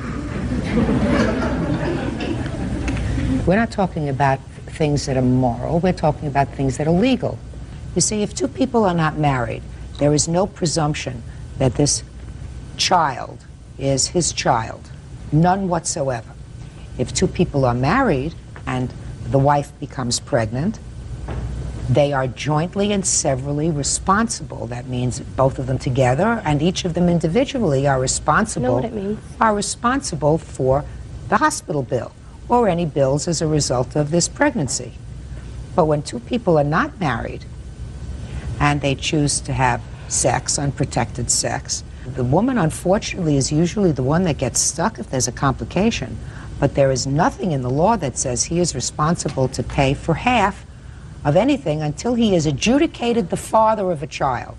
And that doesn't happen until after a baby is born, and they can do blood tests, but not before. That's the law. Now, that may be unfair to women, but that's the law. So you have to give them back, and I will give you credit for the $100. You say it was $100, you say it was $60. Mr. Schleffen, it's not such a big deal. Judgment for the plaintiff in the amount of $200. That's all. Thank you. Parties are excused. You may step out. Don't ever date this boy. Ever. Don't date her. And now the next case. All parties on Chavez versus Johnson. Step forward. 43-year-old construction worker Chris Chavez is suing former landlord, 43-year-old dance instructor Christy Johnson, for the return of a security deposit and rent after she evicted him without notice. Christy says Chris was constantly drunk. Mr. Chavez, you rented a room from the defendant, Yes, Your Honor. and according to you, she unceremoniously told you you had to leave after several weeks. Yes. And you are suing her for the return of your security deposit Correct. and any prorated rent. Correct. Okay? Yes. And she said she was forced for safety reasons to have you evicted immediately, and that she's not returning your security deposit because there was damage to the room. That's what this case is about, right? Mostly. That's good enough for me. Mostly is good enough for me. Okay. How much was your security deposit? The security deposit was $294.50. And the rent? $350. When did you move in? On August 8th. And when were you told to leave? August 27th, I believe it was. Not real accurate of the date when I left. I was too afraid, and a lot was going on. Okay. Is it correct that he left on the 27th, that you told him to leave on the 27th? I gave Chris notice in writing. First, I gave him a letter on the 23rd trying to work out the problems that were going on. And I think it was a day or two later I gave him a notice in writing and asking him to leave by Saturday, which I think is the 27th. 27th. So then you owe him some money for rent? No, I do not, Your Honor. Yes, you do. Your Honor? Yes. He paid rent through the end of the month. Yes. And he left of his own free will. You told him to leave by Saturday. That's what you just told me. Yes. What do you mean? How could he leave of his own free will, madam, if you gave him a letter telling him that he had to be out by sundown on Saturday? That's not leaving of his own free will. Well, I didn't have to get anybody to kick him out. Are you for real? Yes. Yes, I am, Your Honor. Now, let's talk about his security deposit. What was wrong with the apartment? He had left all of his stuff there, and that is because he got in a car accident while being drunk. What was wrong with his room that you did not return his security deposit? I had to spend my time packing up his things, cleaning the room. I had to paint the room. He started painting the room and didn't finish the job, so I had to buy paint and paint the room. Because you kicked him out? No, he did the job before he moved in, which was around the 9th or 10th, and we're talking 2 weeks later, Your Honor. And I'm asking for the rent to be deducted from the 1st of the month to the 23rd of the month of September, because he didn't give me a 30-day notice, and it cost me money to pay for the rent while he was not there.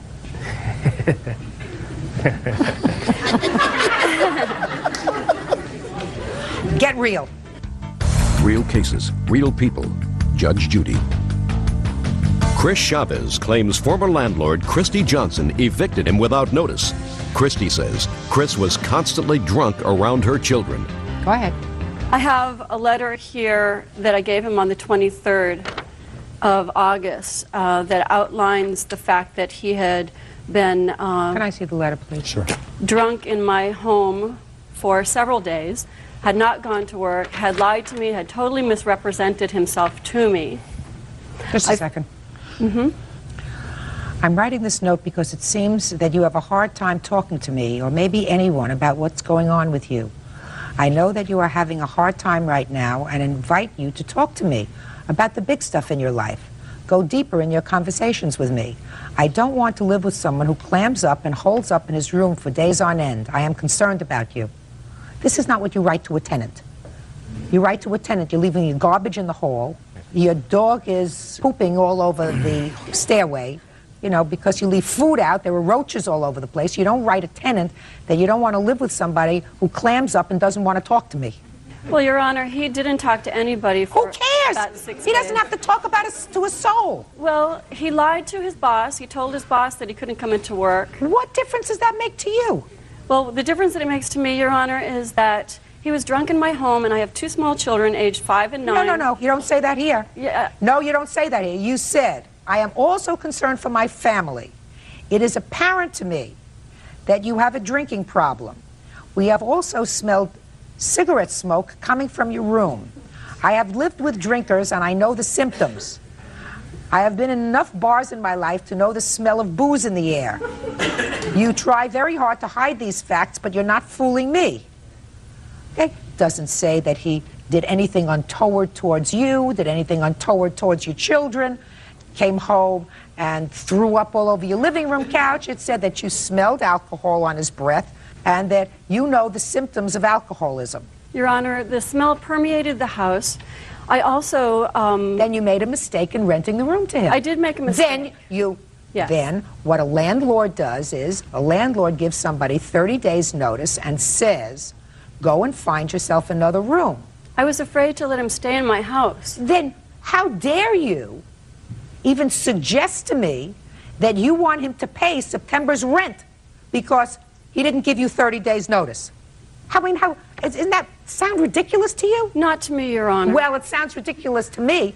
It probably sounds ridiculous for the other 10 million people who are going to watch this program, I think. I feared for the safety of myself and my children. It was very stressful. It was very scary. This man was drunk, and he urinated his pants and didn't know it. This man had sushi in his room for 3 days, smelled like a dead animal was coming out of his room. Okay. He was so drunk. I have receipts there that show that he, every day for 6 days, he bought a quart of Bacardi rum and Pepsi. He stayed in his room. How did you find those receipts? When I cleaned his room because he refused to take his stuff away. They were in the trash. You had an obligation to give him 30 days notice, Miss Johnson. Was half the room painted, sir? It was all painted except for the trimming, trim the edges. That's all I had to do to be finished with it. I read your papers, and I understand that you were going through a difficult personal time in your life. Yes. You were going through a separation from your wife? Yes. Your Honor, excuse me, he lied to me when he moved in. He did not tell me he was separating from his wife. He told me he was in a roommate situation, the house was being sold, and he had to leave. What difference does that make to you? Well, because it set up a lot of lies. He misrepresented himself as an upstanding young man who worked constantly, and he didn't do any of those things. And after doing research... You're a landlord, I madam. found many of those You're things not his wrong. companion. No. You're not his therapist. No. If he wants to tell you that he's living with 6 monkeys, that's his business. He doesn't have to tell you that he's separated from his wife. That information he doesn't have to share with you at all. No, he didn't, Your Honor. Right. You're absolutely right. But my question is, Mr. Shevins, did you drink a little too much during that period of time? No, I don't think so. I wouldn't drive. I just stayed in my room, worked on computer. Is what you're telling me is you knew enough that you had had too much to drink to drive your car? Exactly. I did not drive my vehicle. Your Honor, that's a lie. He drove his car while he was drunk. He got in a car accident. He told me while he was drunk. Has nothing to do. He's not your boyfriend, madam. No, he is not. He's not my your boyfriend. He's a tenant. But he's dangerous, and he was in my home. He did not do anything dangerous in your home. He was bumping into walls. Oh, Miss Johnson. In my home. Yeah, I would suggest that you not rent to anybody else. I am not, Your Honor. Good. It's the most ridiculous thing I ever heard. You throw him out and you want him to pay the next month's rent because he didn't give you 30 days notice. And I'm issuing a judgment for the plaintiff in the amount of $350.50. That's all. Parties are excused. Parties have been sworn in, Judge. You may be seated. You folks have a seat, please. All right, Mr. Ahrens, it is your claim that Mr. Payton assaulted you. Correct. There is sort of a companion case here that I will address either during this case or at some point immediately after involving a Mr. Spear. Is that you? That's correct. And you weren't actually there during the course of this whole event, but you allege your car got damaged by Mr. errands while he was drunk. When did this assault take place, sir? The assault itself occurred at 3 o'clock in the morning. I was with my friends. I need a date, sir. December 18th. At 3 in the morning. 12/18/04. Correct. Where were you? I was in the parking lot of the Hilton Hotel located in Corvallis, Oregon. What were you doing there? My friend had a party right next door. It was his birthday party. And what time had you arrived at the party? 10 o'clock. How many people were there? Roughly 8. A lot of drinking. Yes, we were all over 21. I didn't ask how old you were. I said there was a lot of Yes, there drinking. was a lot of drinking. What were you drinking then? I was drinking Miller Lite. Nothing other than beer. Correct. And what happens? We were outside, out front. There's a fence separating his house and the parking lot. And we were out front there. I was with my friends, Jason. Well, they're actually acquaintances. About 3 girls came out of the Hilton Hotel. At that point, we called over to them to come over and talk to us. So they came over to where we were. What did you say to them? I don't exactly remember exactly what we said, but we said, hi, what's going on tonight? What are you guys doing at the Hilton? At that point, approximately 3 to 4 men came out of the hotel and immediately came over to where we were. Mr. Payton targeted me specifically, and he started going after me. I could tell he wanted to fight. He was very aggressive towards me. Well, tell me what he did, sir. He said as soon as he came out of the hotel, he said that he saw me looking at him and saluting in a Hitler-like way. I don't know what he was talking about. Do you know what he's talking about, Mr. Payton? I know exactly what he's talking about. What is he talking about, Mr. Payton? When I walked out of the hotel, we walked over to the young ladies, and they seemed upset, so I walked over and asked him to stop, and he was on the other side of the fence, and he gave me one of those. Can I interject at this point? What were you doing at the Hilton Hotel that evening? The dorms were closed at our university, and I was staying there for a school function. Okay. And what time had you started drinking that night? I'm 18 now, I didn't drink. Okay, Ben. So you're outside. And I'm speaking with my friends. It becomes a verbal altercation at that point. So I came over to the fence. So you jumped over the fence? Correct, yes. Why didn't you just go home like you were planning to go? I wasn't planning on going home that night. Well, what were you doing outside, Ben? We were just out front of his house so that we didn't wake up his friends. I don't understand that, Ben. You were outside because you were making too much noise to be inside? That would be correct, yes. At that point, I explained to him what I was doing. What did you mean you explained to him? What does that mean, I explained to him? I told him, I repeated the motion of this. I told him that's the only thing I could have possibly done at that point when he came outside. I told him that. He said, okay, that's all right. And then we shook hands. We exchanged names. We asked them what they were doing, and they said they were going to go and get beer and food. So they got in their car, and they took off. They came back about 10 minutes later, maybe 15 minutes later, and we were still outside. What were you doing outside, Ben? We were just sitting on the curb. There's a curb. We were just sitting there. We were just talking amongst ourselves. Go ahead. The 3 girls that were with them, I believe they went straight into the hotel, or they went didn't want to entrance. talk to you anymore. I don't know if they didn't want to talk to us anymore, or if they were just They didn't back. want to talk to you anymore. They went right inside. They went inside. Go ahead. Peyton and his friends, they stayed with us out there, and we talked. And at that point, there became a verbal altercation between Mr. Peyton and one of the witnesses, Brown. And I believe it was over food. I believe he asked them if they brought him any food back. Where is Mr. Brown? Mr. Brown is unable to come. So he's not a witness. Okay. Because no. he's not here. Okay. So Mr. Brown, one of your friends, asked Mr. Peyton... Well, he wasn't my friend, he was my acquaintance. Your acquaintance. Correct. On your curb. Yes. Asked Mr. Peyton how come they didn't bring him back any food. Yes. You think that was because Mr. Brown maybe had a little too much to drink? Possibly, yes. Keep going. So at that point, there was a verbal altercation between him and Mr. Peyton, and I believe Jason might have gotten involved in it a little bit. At that point, I got up and I got in between them, and I pushed them aside, and then I'm not sure exactly what he did. That's about where my memory ends. Shortly after that point, it was because he had struck me to the face. I received a massive concussion. I have photos here if you'd like at this time. You can take a look at that. I fell back. I hit the concrete. I lost about 1.5 pints of blood. You can see my cheek there. It was possibly dislocated. Looked like you fell back really hard. Yes. At that point, I had a concussion. I do not remember anything from that point Good. on. Now, Brian. Yes. Let's hear it. Like you said, the young ladies did come out the... Why don't we start with the young lady? Oh, okay, then. Because you weren't there. The young lady was there first. Is Can I that right? interject at this point? No. Okay. You came out at some point of the Hilton Hotel. Yes. Ben and his friends were yelling at us, and... What were they yelling? To come over and, like, what were our names, and we could tell that they were very intoxicated. And then the boys came out and were like, these guys won't leave us alone. They keep yelling at us, and they're very intoxicated. And so I believe that Brian asked them to leave us alone. Did you go out with Brian and his friends for some food? Mm-hmm. Yeah, that would be a yes. Yes. What happened when you came back? We got out of the car, and they started yelling and stuff like that, and then Ben started beating the car. And the car alarm... Whose car was it? Your Honor. Your car. He started beating with what? With his fists? Mm-hmm. And the car alarm was going off.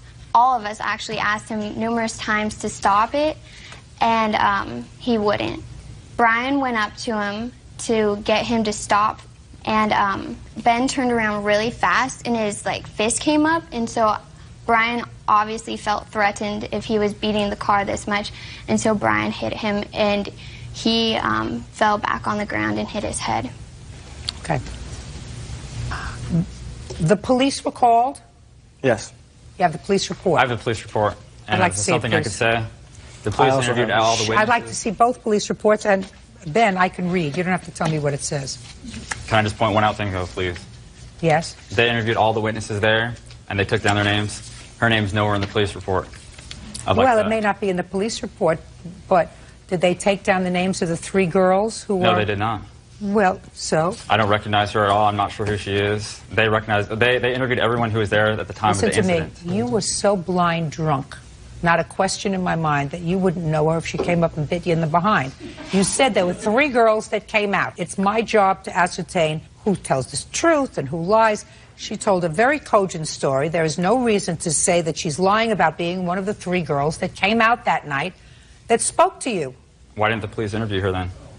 I have no idea, sir. I have enough trouble figuring out why I'm here. Judge Judy continues in a moment. We were drinking, him included. He started picking a fight. I can quote him on, I can kick 2 of your guys' right now. And, Hands off your hips. Real cases, real people. Judge Judy. Ben Aaron says, during a night of partying, he was assaulted by college football player Brian Payton. Brian says Ben was drunk and out of control. In a separate lawsuit, Adam Spear is suing Ben Aarons for denting his car. How did you get the injuries to your hands, sir?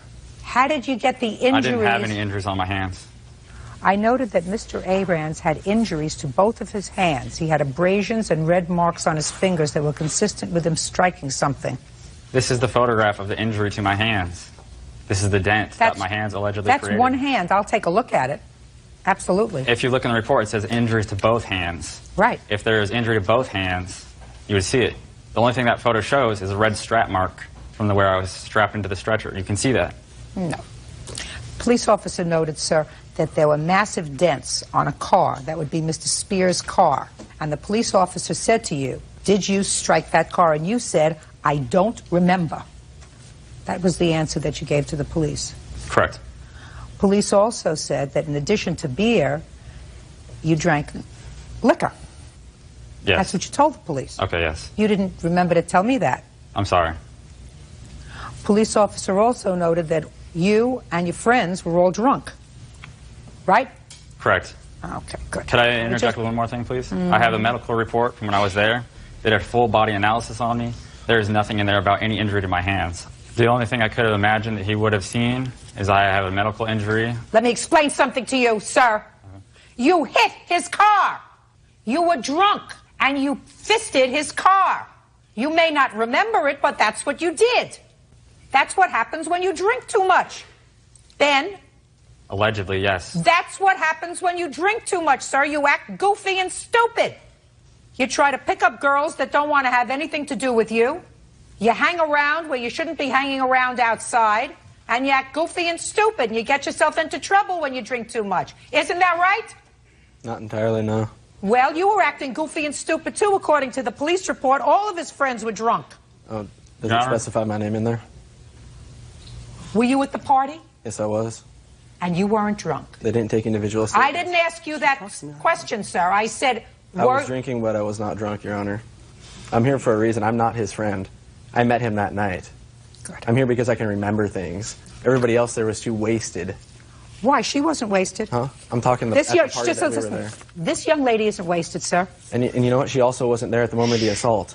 Step up. Step up. Go ahead. Kind of twisted that around a little bit. I'm not denying that he hit any car. I didn't. So let's start Okay, there. let's start there. He hit the car. I did not see him hit the car, no. Okay. So you weren't there the entire time? No, I was outside most of the time. I was inside for maybe 3 minutes the whole time. He was there when I actually got hit. And I was there and witnessed the assault. Let's hear it. Let's hear it. Okay. Take your hands off your hips. We were standing there having drinks. His friends and him among us had beer. They brought a case of beer. We were drinking, him included. He, Mr. Payton, was pretty hot-headed the whole time. The moment he came up, he started picking a fight with me and Brown, who's not here today. I can quote him on, you guys are pretty stupid. I don't want to hang out with you guys. I don't want to sit here and drink with you. I'm going back to my hotel. I can kick 2 of your guys right now. That set me, who's pretty hot-headed, if you can't tell, and Brown off. We kind of got up in his face, and he did the same. Some words were said. That's when Ben said he came up and tried to break up the thing. He went back to the hotel for a while with the girls. We still hung out with his 2 other friends. He came back out. And hands off your hips. All right. He came back out. Some more words were said. Ben, at the time, was sitting on the curb drinking a beer. He stood up. Ben wasn't even looking at him. We were all talking. He walked over to Ben and cheap-shotted Ben in the jaw. So after they left, instead of going back to the house, you stayed in the parking lot. You remember why? It's a place to sit. We were there already. I can just stay where I want, I believe. It's not against the law. I love it when it all comes together. Just let him talk. Right? That's what you do best. Mm-hmm. Mr. Payton. Yes. Here's your problem, sir. Your problem is the statement that you made to the police. And the sum and substance of that statement was that he was loud and obnoxious and drunk. Yes. And he kept hitting on Mr. Spears' car. Correct. And you told him to stop. And he walked away, and he came back, and he hit the car again. And then you hit him. That's basically, yes, what happened. I didn't intentionally walk to him to hit him. Like, I came back around the vehicle because I walked through the back of the vehicle towards the Hilton. Whatever. Let me tell you what you said to the police. Okay. Mr. Payton, you said to the police, I told him to knock it off. Mr. Payton said that he started to walk away twice, and each time Mr. Aarons began striking the vehicle again. Mr. Payton said that he told Mr. Aarons one last time to quit striking the vehicle, and when he failed to stop, he hit him. Yeah. I asked Mr. Payton how many times he hit Mr. Aarons, and he said twice. And that you struck him both times in the face. Yes. And you said you were shocked that he fell down because you didn't think you'd hit him that hard. Well, but he was drunk. Yeah. Now you can stand up. I'm going to hear this other case. You want to get that folder now because I don't have to hear it twice. I've just heard the facts of the case. This is Spear against Aarons. Case number 49. Very good. You have an estimate for the damage to your car? Yes, I do. May I see it, please? Would you like the court fees that it's been costing me? No, just the damage to the car. Yes, ma'am.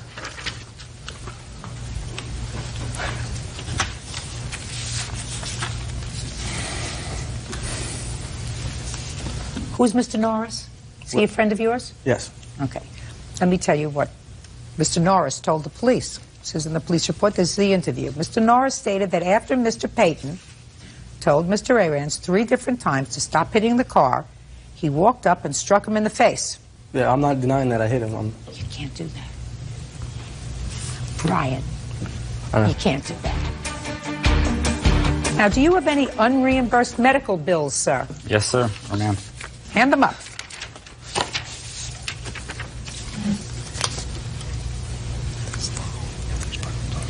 These are all unreimbursed medical bills, is that right? Correct. You had no insurance. My insurance was denied, yes, no insurance. You go to school full time? Yes, ma'am. You have a job? No, ma'am. You can't hit somebody because they're damaging property. He has over $5,000 in unreimbursed medical bills. You have to take care of that. I say this to you, sir, that I think you behaved badly that night, but for the fact that this young man had no right to hit you, believe me, you would leave here today without a judgment. But the law is clear. You cannot defend somebody else's property with physical violence. So I'm awarding you your judgment of $5,000. You are entitled to that. On your claim, I'm awarding you a judgment against Mr. Arans for $1,500 so that you can fix your car. Anything you want to say to me? I have right here a list of all the instances where people were hit by OSU football players in the past several months here. And I believe that this shows that there's a lot of animosity from athletes who are out of line and out of control. This happened at 3 a.m. past curfew. Listen to me, sir. I have no particular axe to grind. I don't even like athletes. What I don't like are young people who get so drunk that they can't remember what's happened. According to the police, according to the doctor, you reeked of alcohol, you had no memory of the assault because you were drunk. Because if you had had any kind of negative vibes with them during the course of the evening, and if you were sober, I can't believe you would be stupid enough to sit in the parking lot of the hotel where they were staying, not you. That's what you keep wanting to answer me, sir, and I'm telling you, that's what happens when you're drunk and stupid. Bad things happen. That doesn't mean he had the right to assault you. It just means that your actions, your purposeful actions in consuming too much alcohol was the proximate cause of all of these events that spiraled out of control that night. And if that's the way you can consume your alcohol, I suggest to you that you don't drink anymore. This case is over. Thank you very much. Sản phẩm mình đang cầm trên tay đây là dòng vitamin E đỏ và mỗi hộp như thế này thì gồm có 30 viên nang. Thì với cái công dụng, cái tác dụng của dòng vitamin E đỏ mang lại đó là sẽ hỗ trợ chống oxy hóa, trẻ hóa làn da và giúp làn da của chúng ta khi mà có những ai mà có cái làn da khô ráp thì sẽ trở nên căng mịn và cái làn da sẽ được mềm mại hơn và sẽ hỗ trợ giúp cùng những cái vùng da mà bị chảy xệ thì sẽ trở nên được săn chắc và nó sẽ tái tạo cái tế bào da mới, giúp da được trắng sáng và khỏe mạnh hơn, hỗ trợ xóa các cái vấn đề như là thâm, nám, tàn nhang, các cái vấn đề như mụn trứng cá, thâm mụn và trả lại cho chúng ta một làn da láng mịn và trắng sáng một cách tự nhiên. Và đối với dòng vitamin E đỏ này thì nó sẽ còn hỗ trợ các cái tình trạng tóc rụng, khô xơ, bạc sớm, giúp tóc được dày dặn và suôn mượt tự nhiên hơn. Và những người mà nên sử dụng cái dòng vitamin E đỏ này là những người mà cần bổ sung cái lượng vitamin E, hoặc là những người có cái làn da khô, nứt nẻ, hoặc là da bong tróc, những người muốn chống lão hóa từ bên trong, hoặc là những người mà đang muốn tăng cái khả năng như là thụ thai. Và cái cách dùng cái dòng vitamin E đỏ này thì chúng ta sẽ uống 1 viên trên một lần và trên một ngày vào buổi sáng, hoặc là chúng ta dùng cùng với bữa ăn trưa. Chúng ta sẽ bóc lớp vỏ, lấy cái phần vitamin E đỏ ở bên trong. Chúng ta có thể cũng là làm một cái mặt nạ cho da mặt của chúng ta đều rất là